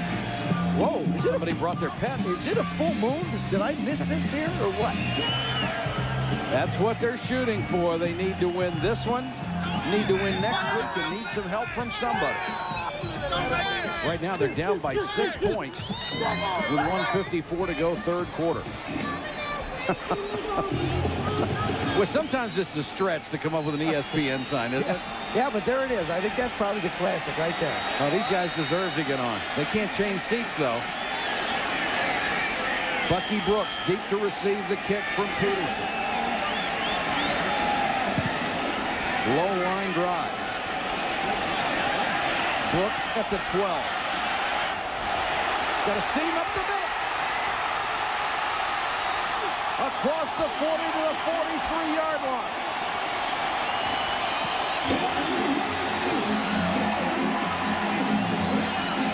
The tackle made by Dexter Ziegler. What happens, Mike, is because that ball was on the ground so long, it upsets the flow of the kicking team coming down, and it creates natural seams. See how this thing's bouncing around? He should have had it in his hands before that, and the kicking team would have been able to cover. Now a seam is created, and it's all speed. Well, there's something about the timing on kickoff returns. If the timing is messed up, something big happens. So crucial. Means started outside, cuts back inside, picks up about 3. Brooks with a big kickoff return. A 3-yard gain. Brunell really came out hot. First quarter, 8 out of 9. Since then, only 4 out of 10. Yeah, but in that 4 out of 10, he's had a couple drop, too. And hasn't been on the field that much either. Draw to Means. Nearly was able to break it, but a nice tackle by Sam Adams. Yeah, but what you saw there was the quickness of Cortez Kennedy. He's the one that blows that thing up and allows Sam Adams to make the play. Gain of 2. Watch Tez, there he is, the big guy. That's Adams going to make the play. Now watch Tez, 96. They're flowing over. There they are. Look at the two of them together. You talk about two big guys inside. 306 and 297 make their own wall. 3rd and 5. James Stewart is checked in for Jacksonville. 4-man rush. Brunell can run for it. He's got the first down. Now remember, it's going to be where he decides to make the slide, not where he winds up. I don't necessarily agree with this spot. I thought he was past it. But when you go to slide, it's something that's just arbitrary for the official to decide. He was past it, but he made it very, very close. That's where his butt hit. Watch where his rear end hits the ground. Right there is the slide. It was not a favorable spot for him. But if you're looking at the markers across the way, which are not the official markers, they're coming in from the near side. It appeared he had it. You know, the only time I ever really slid was in the middle of the football field. If I was that close to the sideline, you know, you sort of use it and do what you can to get there. This is a critical measurement with 14 seconds to go, third quarter, and they got the first down. But he just made it.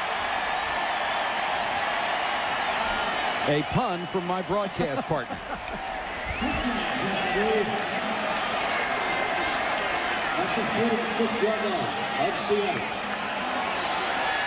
If you haven't seen very much of him, listen to what some other people say. Andre Rison, before he left, said he could be the best quarterback in the league, and he's going to be. Eugene Robinson of Green Bay said you may be looking at the next Steve Young. Draw play to Stewart. Stewart gets 8 and is driven out of bounds. Jacksonville in the middle of a drive trying to keep its playoff hopes alive. That's the end of the third quarter. And Chris, at the end of that play, pushed away his teammate so he could do his Heisman stance. That time of year. Jacksonville at the 39. Stewart remains in the ballgame on 2nd and 2.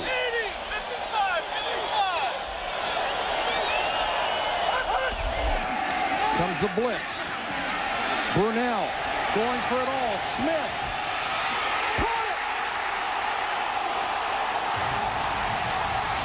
Somehow he caught it, but great concentration by Smith.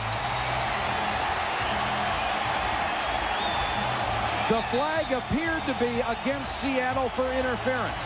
Fred Thomas, number 22. And Darrell Williams just knocks this thing up in the air.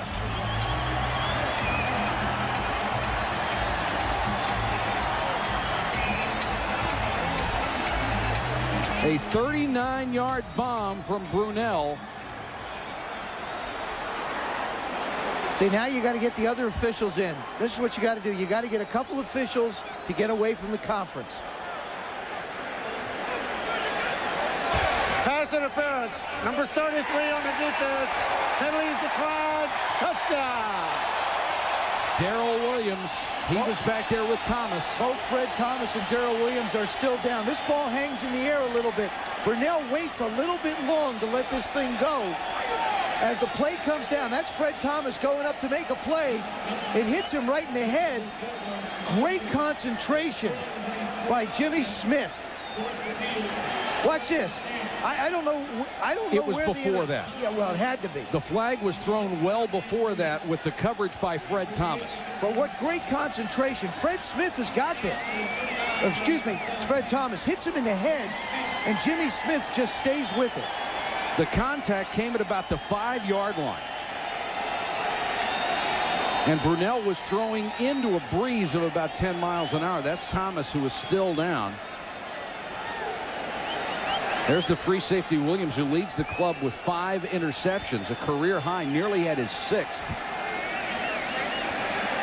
That's one of those cases, Mike, where you get so many defensive guys around the ball, it winds up bouncing around.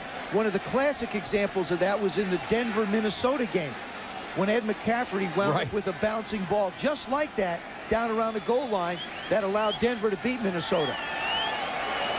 Watch this. Fred Thomas has got this ball all the way. Does a good job of jumping, and all of a sudden hits him in the head.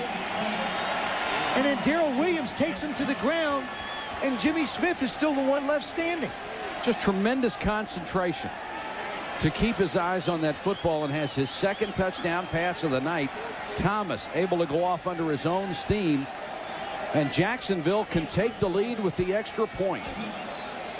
Brunell said he's got so much confidence in his receivers, he knows they're going to come down with the ball. And that, believe me, Mike, that is big for a quarterback.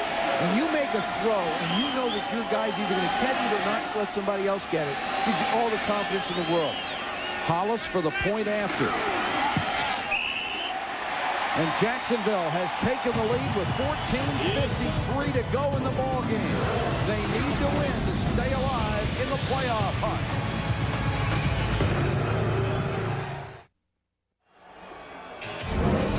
ESPN Sunday Night NFL is brought to you by the Braun Flex Integral, for Braun's closest shave yet. By Cadillac and your Cadillac dealers. And by Skilled Power Tools. Think of all the things you can do. Back in Jacksonville with 14 minutes, 53 seconds to go in the ball game. The Jaguars have just regained the lead over the Seahawks. Corey Harris deep to receive the kick of Mike Hollis. And you've got 73,000 people on their feet. Harris at the 10. Breaks a tackle, has the seam. The kicker, Hollis, made the tackle at midfield. A return of 41 yards. There is a penalty marker down, but it's back where Jacksonville kicked off, so that would lead you to believe it's offside. It's up around the 35-yard line, so this will obviously be declined. Unusual to see one not on a return team for a change. Kickers were offside. That penalty is declined. First down. I love that. Reds trademark. I love that. Great return for Dennis Erickson's special teams as they get it to the Jacksonville 49-yard line. Lamar Smith is the running back.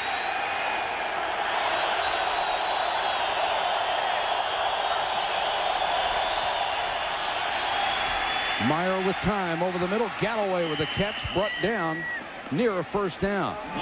Of course, Jacksonville is in its second year as an expansion team, but this is not your grandfather's expansion team like Seattle was in 1977, when they had to rely so much on the expansion draft for their starters. 8 versus 1 for Jacksonville. In the trade market, 4 against 2. In the college draft, Jacksonville had more starters out of that. 5 waivers, but unrestricted free agents, 9 of them. And that's why they have more wins than Seattle did in their second year of expansion. Here's the draw play to Smith, and he will lose yardage. Aaron Beasley up from the corner. Some people around the NFL have criticized the league for what it did, not burying expansion teams the way they used to. I think this is the only honest and fair way to do it anymore. Well, you allow them to be a part of the system that's in place. I mean, if other teams are able to go out and sign unrestricted free agents, bring people in, they should be as well.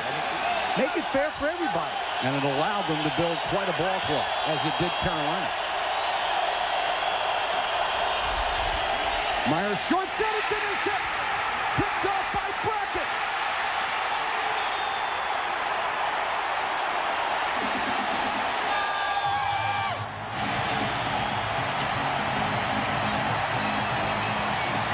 We told you he made as many big plays on this team as anybody. Now he drops off into coverage and picks one. And what happens is this is a case of a defense baiting a quarterback into making a hot throw.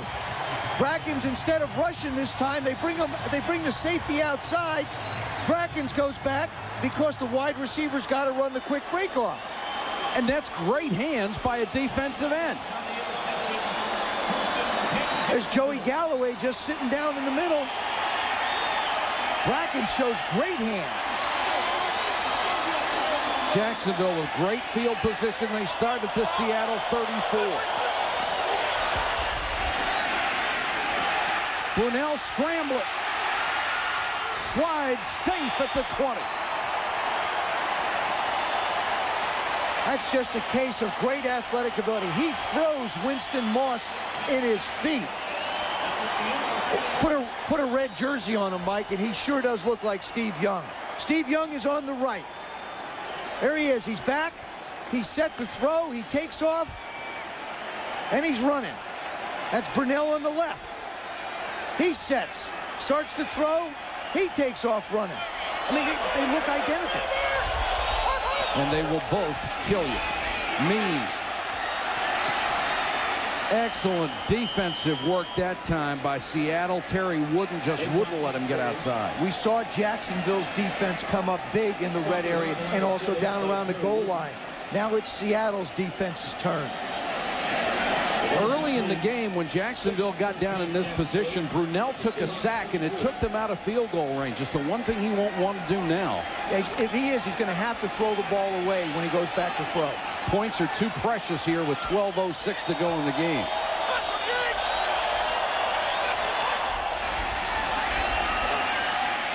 Brunell with time wide open. McCardell, and then he's tackled by the helmet by Blackman, and that'll get him 15. Robert Blackman, a tremendous, strong safety, an unusual mistake from him. He knew it right away, too. Sure he did. Well, if you try to rip a guy's head off, they're going to throw a flag. A lot of times, you're just grabbing anything.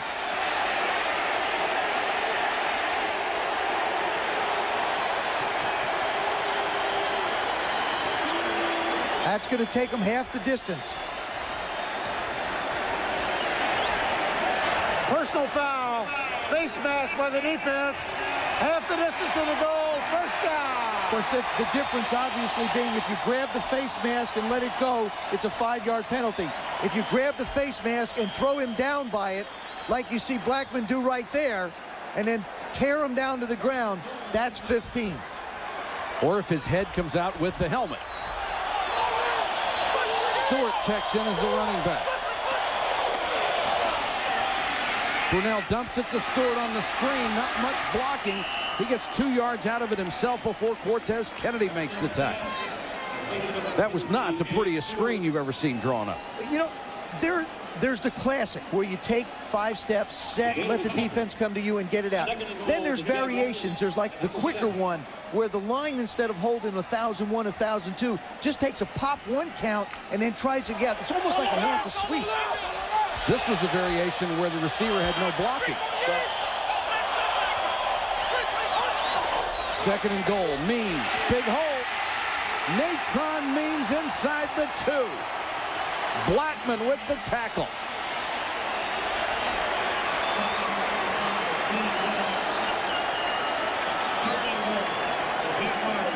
Going off the right side.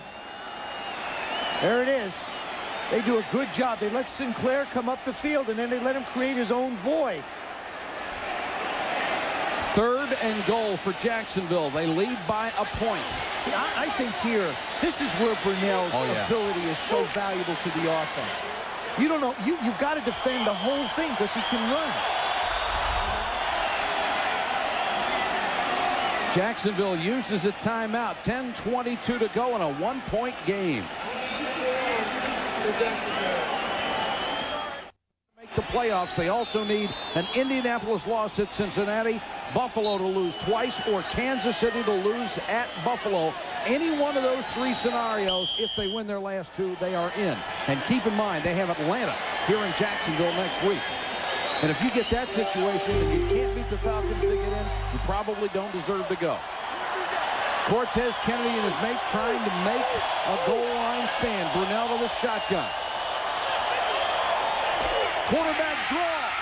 Didn't get there. Very, very close, though. Inside the 1. And decision time for Tom Coughlin. He got in a hurry. That's the big thing. He got in a big hurry. Instead of letting the rush come to him and create a hole, he just tries to leap up inside. Good call by Greg McMackin, bringing the safety up. What they did is they filled the lanes, the running lanes for Brunell. Rich Tilsky, the starting right guard, is down. Tilsky had been starting and playing very, very well for Brian DeMarco, who injured a knee. Mike, I think you kick the field goal here.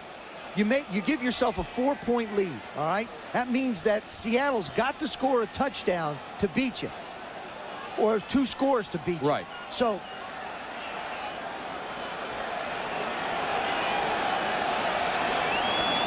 Rich Tilsky, number 76, gets Brunell's knee right there. Boy, and it snapped his head back, too. You could see Brunell went down at the 1. Tilsky is up and walking off. That's a good sign. I think you kick it. I mean, To me, that's the right thing to do at this point. I think Tom's making the right decision here. He thought about it a long, long time. I tell you, 73,000 people do not have their a playoff stake and their job on the line. This, to me, is a very good decision. I mean, your defense is fired up. Their offense is not really running up and down the field. You got to coach the way the game goes. Hollis missed 36 yards wide left. This one actually shorter than an extra point. Works out to 19 yards.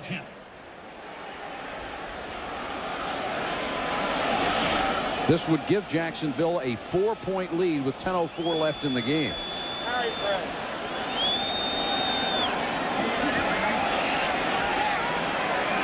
And they are checking the play clock. And now they'll wind it.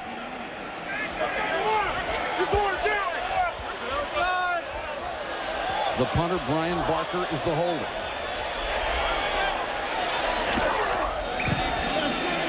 Barker had a little trouble with the snap, but got it down, and Hollis knocks it through.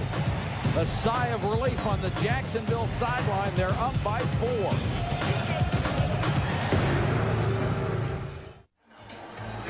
Our special thanks tonight to the MetLife Blimp. Snoopy won for the great shots of Jacksonville Stadium in downtown Jacksonville, Florida, the area referred to as the First Coast. Snoop looking for a place to park overnight? Your house, maybe, Michael? Could be. Corey Harris waiting at the 3. Comes up to the 10. Got a block on the corner. Harris breaking tackles across the 30 to the 32. 2 straight fine returns for Corey Harris. Ricky Bell made the tackle on special teams.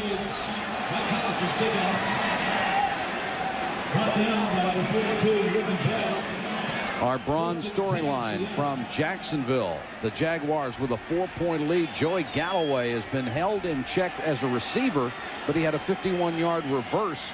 The numbers on Brunell approaching 200 yards. Smith over 100 yards, his 3rd in 4 games. And total yards nearly dead even. The only turnover in the ballgame committed by Seattle, the interception by Tony Brackett. And the thing is, Rick Meyer can't get gun shy now. That was a zone blitz. He threw the blitz break off. Somebody made a great play. You don't worry about it. You come out and keep on firing. If you're Jacksonville's defense, do you come after him again? No.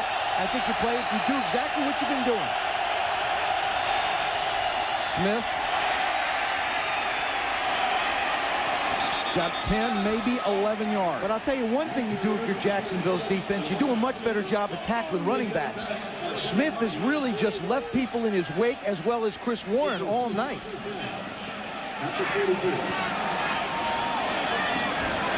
Jacksonville not really doing a good job on tackling fundamentals. Maybe half the rushing yards has been after missed tackles. I think also some of the credit goes to the quality of these 2 backs carrying the ball. Oh, absolutely.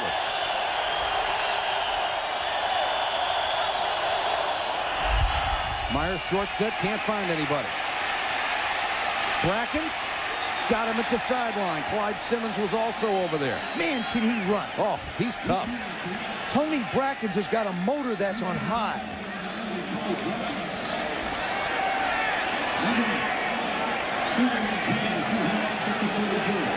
Look at that. He's the right defensive end. Look at that. He is as far away from Rick Meyer as you can be and closing distance on him.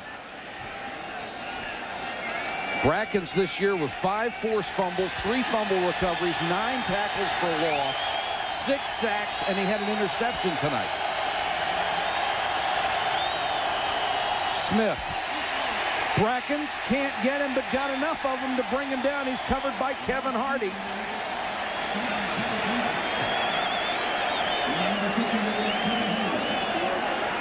Here's the other youngster, Kevin Hardy. He's going up, excuse me, I'm sorry, there's Brackens on the other side. Now this time he stands up. You know, he's just giving a lot of different looks. Just a lot of different looks. He's down, he's rushing, he's in a 2-point, he's back in coverage. 3rd and 9.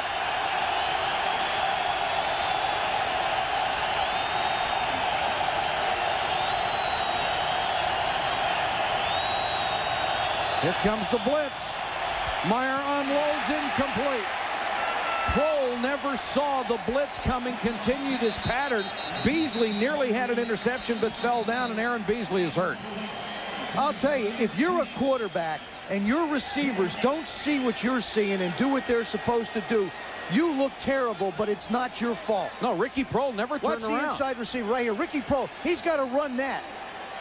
Okay? He doesn't ever see it. He still hasn't looked back for the ball.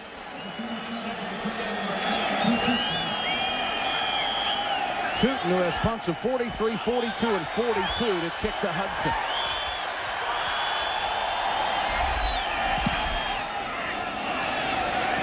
Nice high floater this time. Hudson fumbles the football, gets up, and dives out to the 24-yard line. Return of 7 after a punt of 39.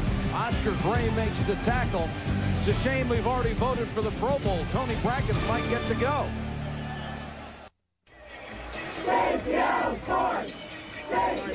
This is in the King County Courthouse in Seattle. Fans chanting, "Save our sports." There is a council meeting tonight to decide whether to make concessions in the stadium lease to cut it from 9 to 3 years, as Paul Allen, the potential new owner, wants. The council will vote tomorrow on whether to reduce the lease to 3 years. Allen says if they don't do it, he is not going to buy the team, and Ken Behring would remain in control of the Seahawks.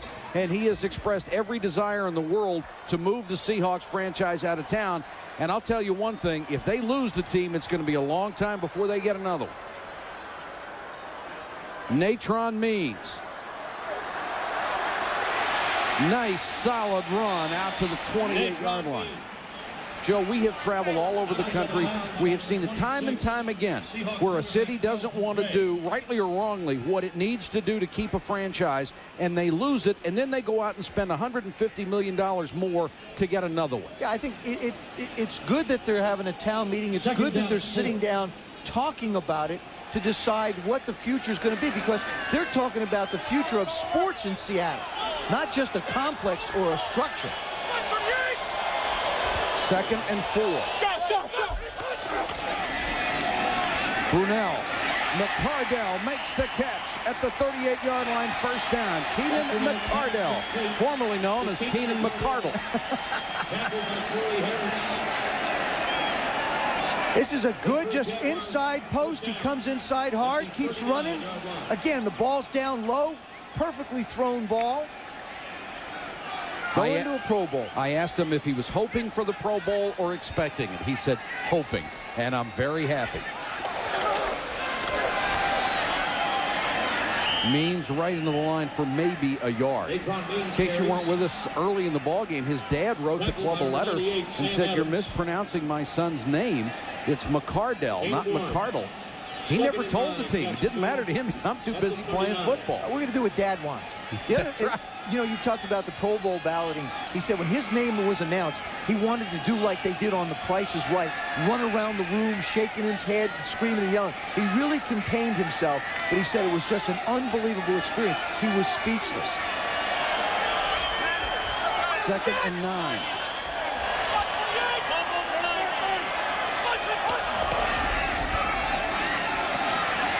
Brunell scrambles, now throws, Smith.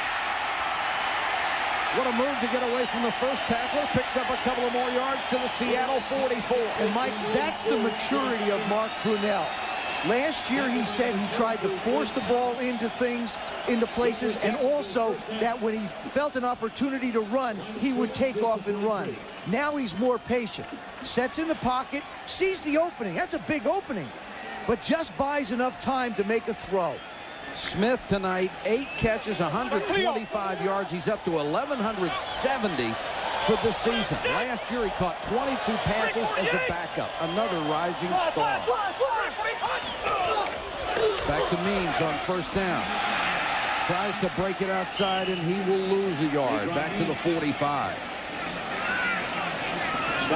Dean Wells made the tackle. Smith, originally a number 2 draft choice of the Dallas Cowboys in '92, had a broken bone in his leg, then had appendicitis, and really never got healthy enough to play in Dallas, and has signed in '95 as a free agent here in Jacksonville. What happens so often, Mike, is it takes somebody like Tom Coughlin to keep on looking for these guys who are hurt, but yet you know they're a high-round draft choice, so a lot of people like them.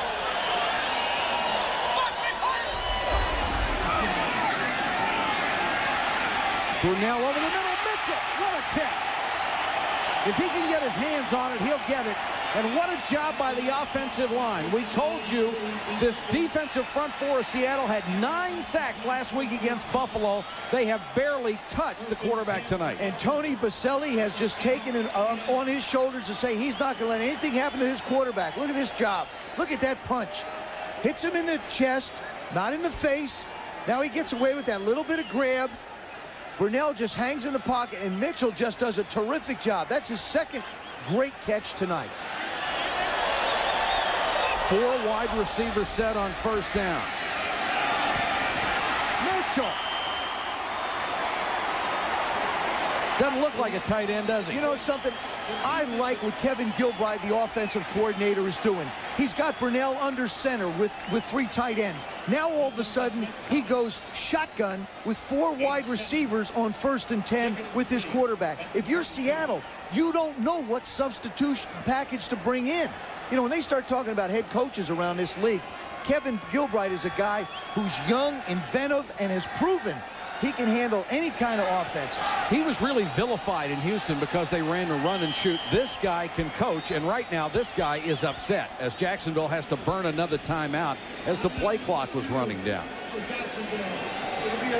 But he has come out, you're right, Joe, he has come out and shown them just about everything. First of all, it makes them so hard to prepare for because you have a limited amount of practice time. When I played for Joe Gibbs, one of the reasons why Joe liked to run a lot of different formations is he wanted defenses to have stacks of cards during practice to spend time on all the formations we had. It took away from the time preparing to go against the plays. For us, it was simple. We just ran a limited amount of plays from a lot of different formations. Same philosophy that Kevin Gilbride has used here. But the thing that makes what he's done so special is this is an expansion team. These guys all have had to learn something new, and they've been extremely productive. 4,000 yards from a quarterback in an offense that's only been around for 2 years. And in the 4th quarter, Brunell is 7 for 7, 94 yards and a touchdown.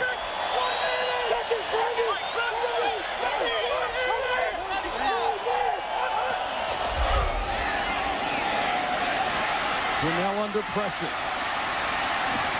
Got to the outside, finally caught this time by McCrary.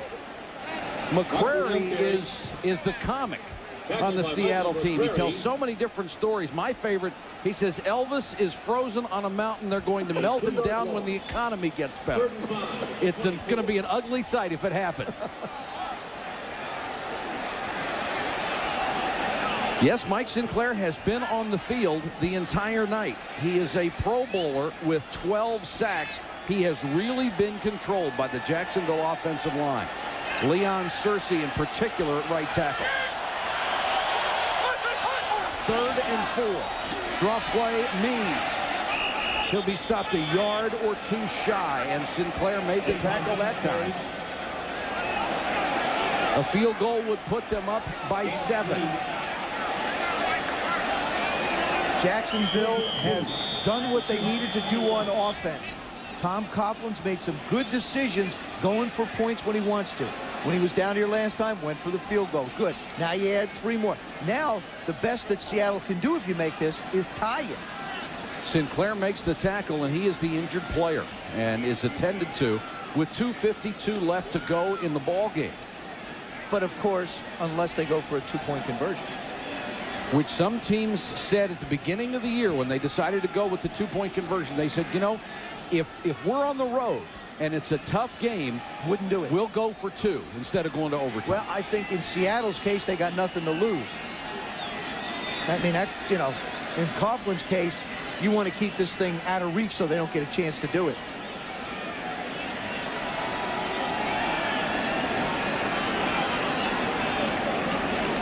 Number 70, Michael Sinclair, goes down on his shoulder and then gets it rolled over on.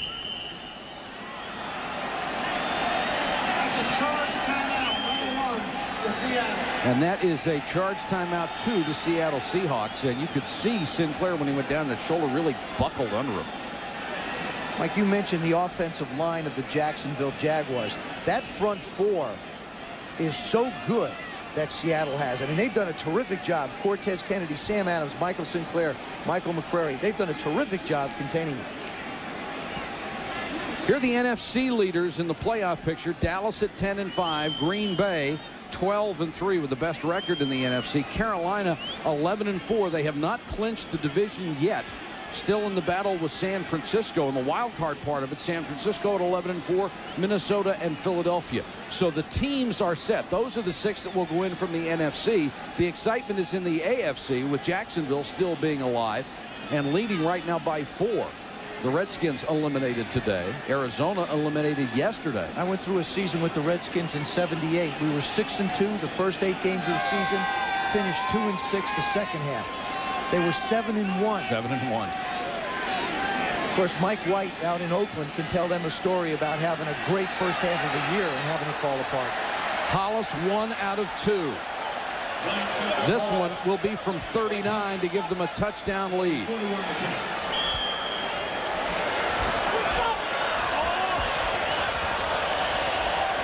He has made now 19 of his last 22. This one of the biggest kicks of his life.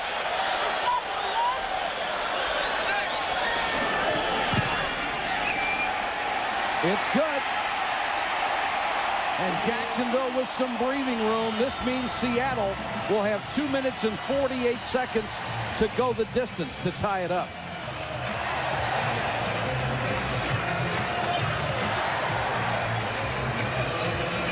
They got to be thinking playoffs now, Mike. Let's take a look at the AFC picture. Still a little confusing with several teams in the hunt. New England with the lead in the AFC East at 10-5. Pittsburgh 10-5 in the Central. Denver with that gaudy 13-2 record. They have already clinched home field throughout the playoffs. But there are a multitude, still 4 wild card contenders. Buffalo at 9-5. They have to play tomorrow night at Miami. Indianapolis, remarkable how they've gotten to 9-6. Kansas City at 9-6. Jacksonville at 7-7. The Jaguars have to win the last 2 and hope one of 3 teams will lose for them. She's warming up. We need Robert Goulet for this one.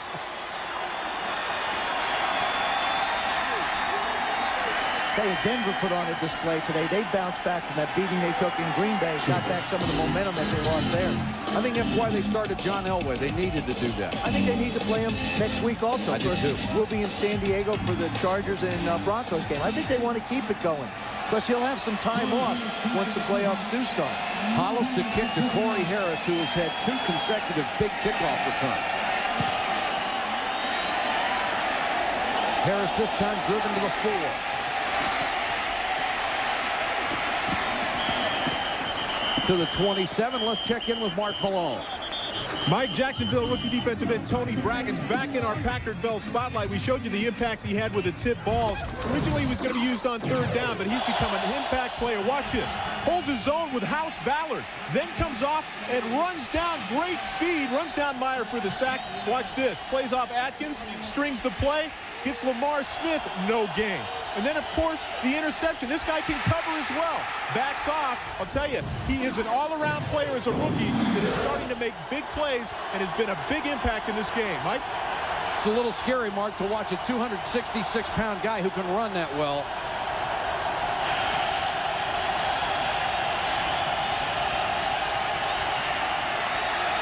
Meyer intended for Pritchard. Massey with a good coverage. Let's go back to Mark. All right, thanks, Mike. Here are the numbers on the rookie, Tony Braxton. Excuse me. He has 9 tackles, 5 of those solos, 1 sack. He has 2 quarterback hits, of course, the big interception. And this guy, again, they think will be a star. He doesn't have a lot of moves in the pass rush, but what power he has and what speed. And this guy will be going to Hawaii someday. Mike? Mark, maybe you heard him sing. 2nd and 10, 73,000 on their feet. Batted down again. Guess who? Boy, has he put a pass rush on. He has been spectacular. What's so impressive is his initial power into James Atkins, number 74, and then keeping an eye on Rick Meyer. You see the power. Now he gets himself separated just enough to see the quarterback throw the ball. 3rd and 10. Seattle at its own 26. Brackens is going to get a game ball. Heck, he might get a case.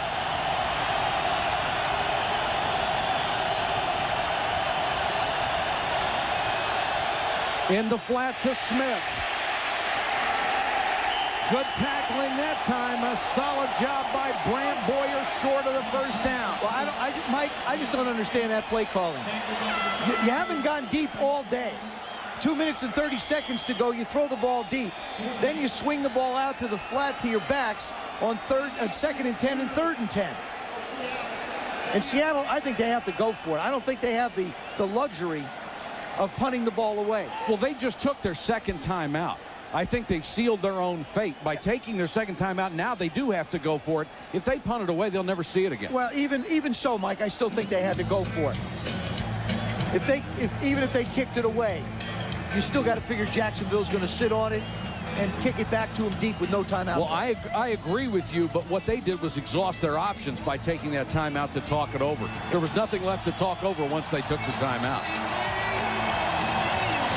The NFL's best pregame show, NFL Countdown, now on Saturday and Sunday at 11:30 a.m. as Chris Berman and the gang preview all the action. Then at 7, it's prime time. You'll see all the highlights of all the day's games. And at 8 p.m., we'll have the AFC's best Denver Broncos as they take on the Chargers.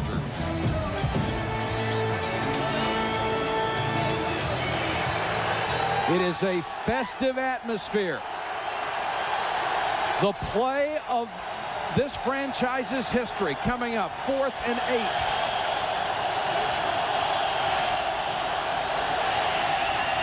Incomplete. The Jaguars will take over.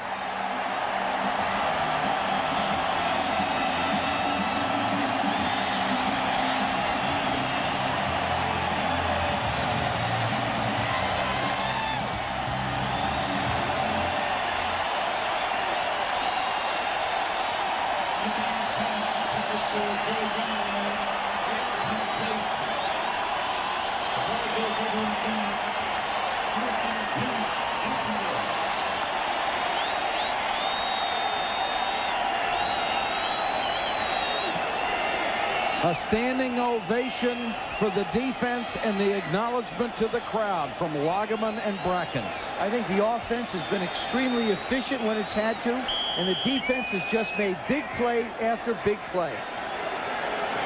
Brackens has been awesome.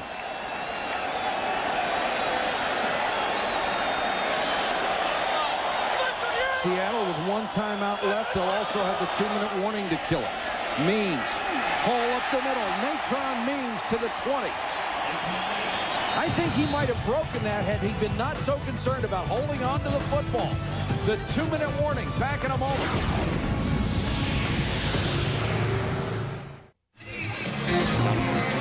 Coming up next, Sports Center, Dan Patrick, Keith Olbermann standing by. They'll catch you up on the NFL playoff picture. We'll have our conversation with Jimmy Johnson. And Wetland is on the move, presumably following very large checks.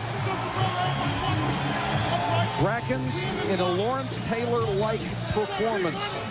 Dominance on his side of the field. Yeah, we haven't seen a player in the 8 weeks, 9 weeks we've been doing this, Mike, that has dominated a game like Brackens has tonight. 2nd and 2. Means. Maybe lost a yard. Terry Wooden shooting the gap to make the tackle, and Seattle will use that last timeout.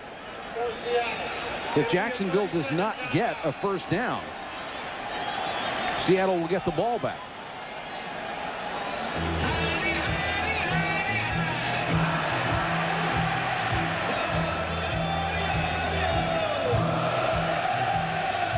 Dennis Erickson with a loss tonight would guarantee the Seahawks of a losing season. Only his second in his entire career as a coach, high school, college, and pros. I think it's a little bit more difficult to put a program together at this level Absolutely. than it is any place else, because there's so many factors that you have to take into consideration. Being a second-year coach, you're still learning where your puzzles has to be, all the pieces have to fit. And quarterback is going to be one of them for them. They know they've got John Freeze next year. This is a team that has gone 6 years without a winning record.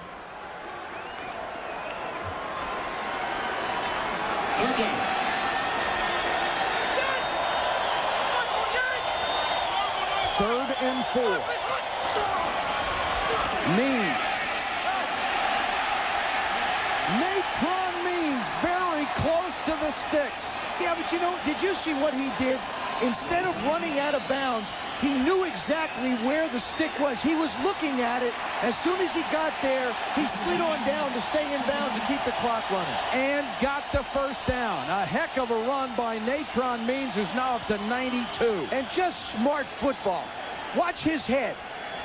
He takes the ball. Now, he finds the hole. Now he's looking for the sticks.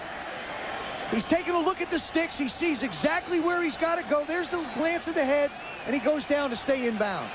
Seattle can no longer stop the clock. 1:11 to go.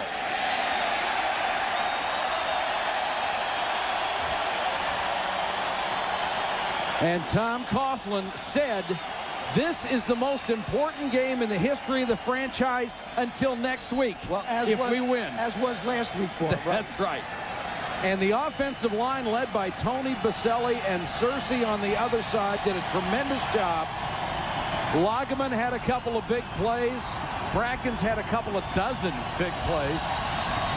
They will be home to the Atlanta Falcons next week as their playoff hopes remain alive. And Mike, we also saw Mark Brunell tonight in his national showcase, and he showed a lot of people that there's a lot of great football left for him. Didn't make any mistakes, protected the football, made the throws when he had to. Third week in a row without an interception after he had 20. A rising star, several of them, in fact, on this Jacksonville football team. Brackens, what can you say?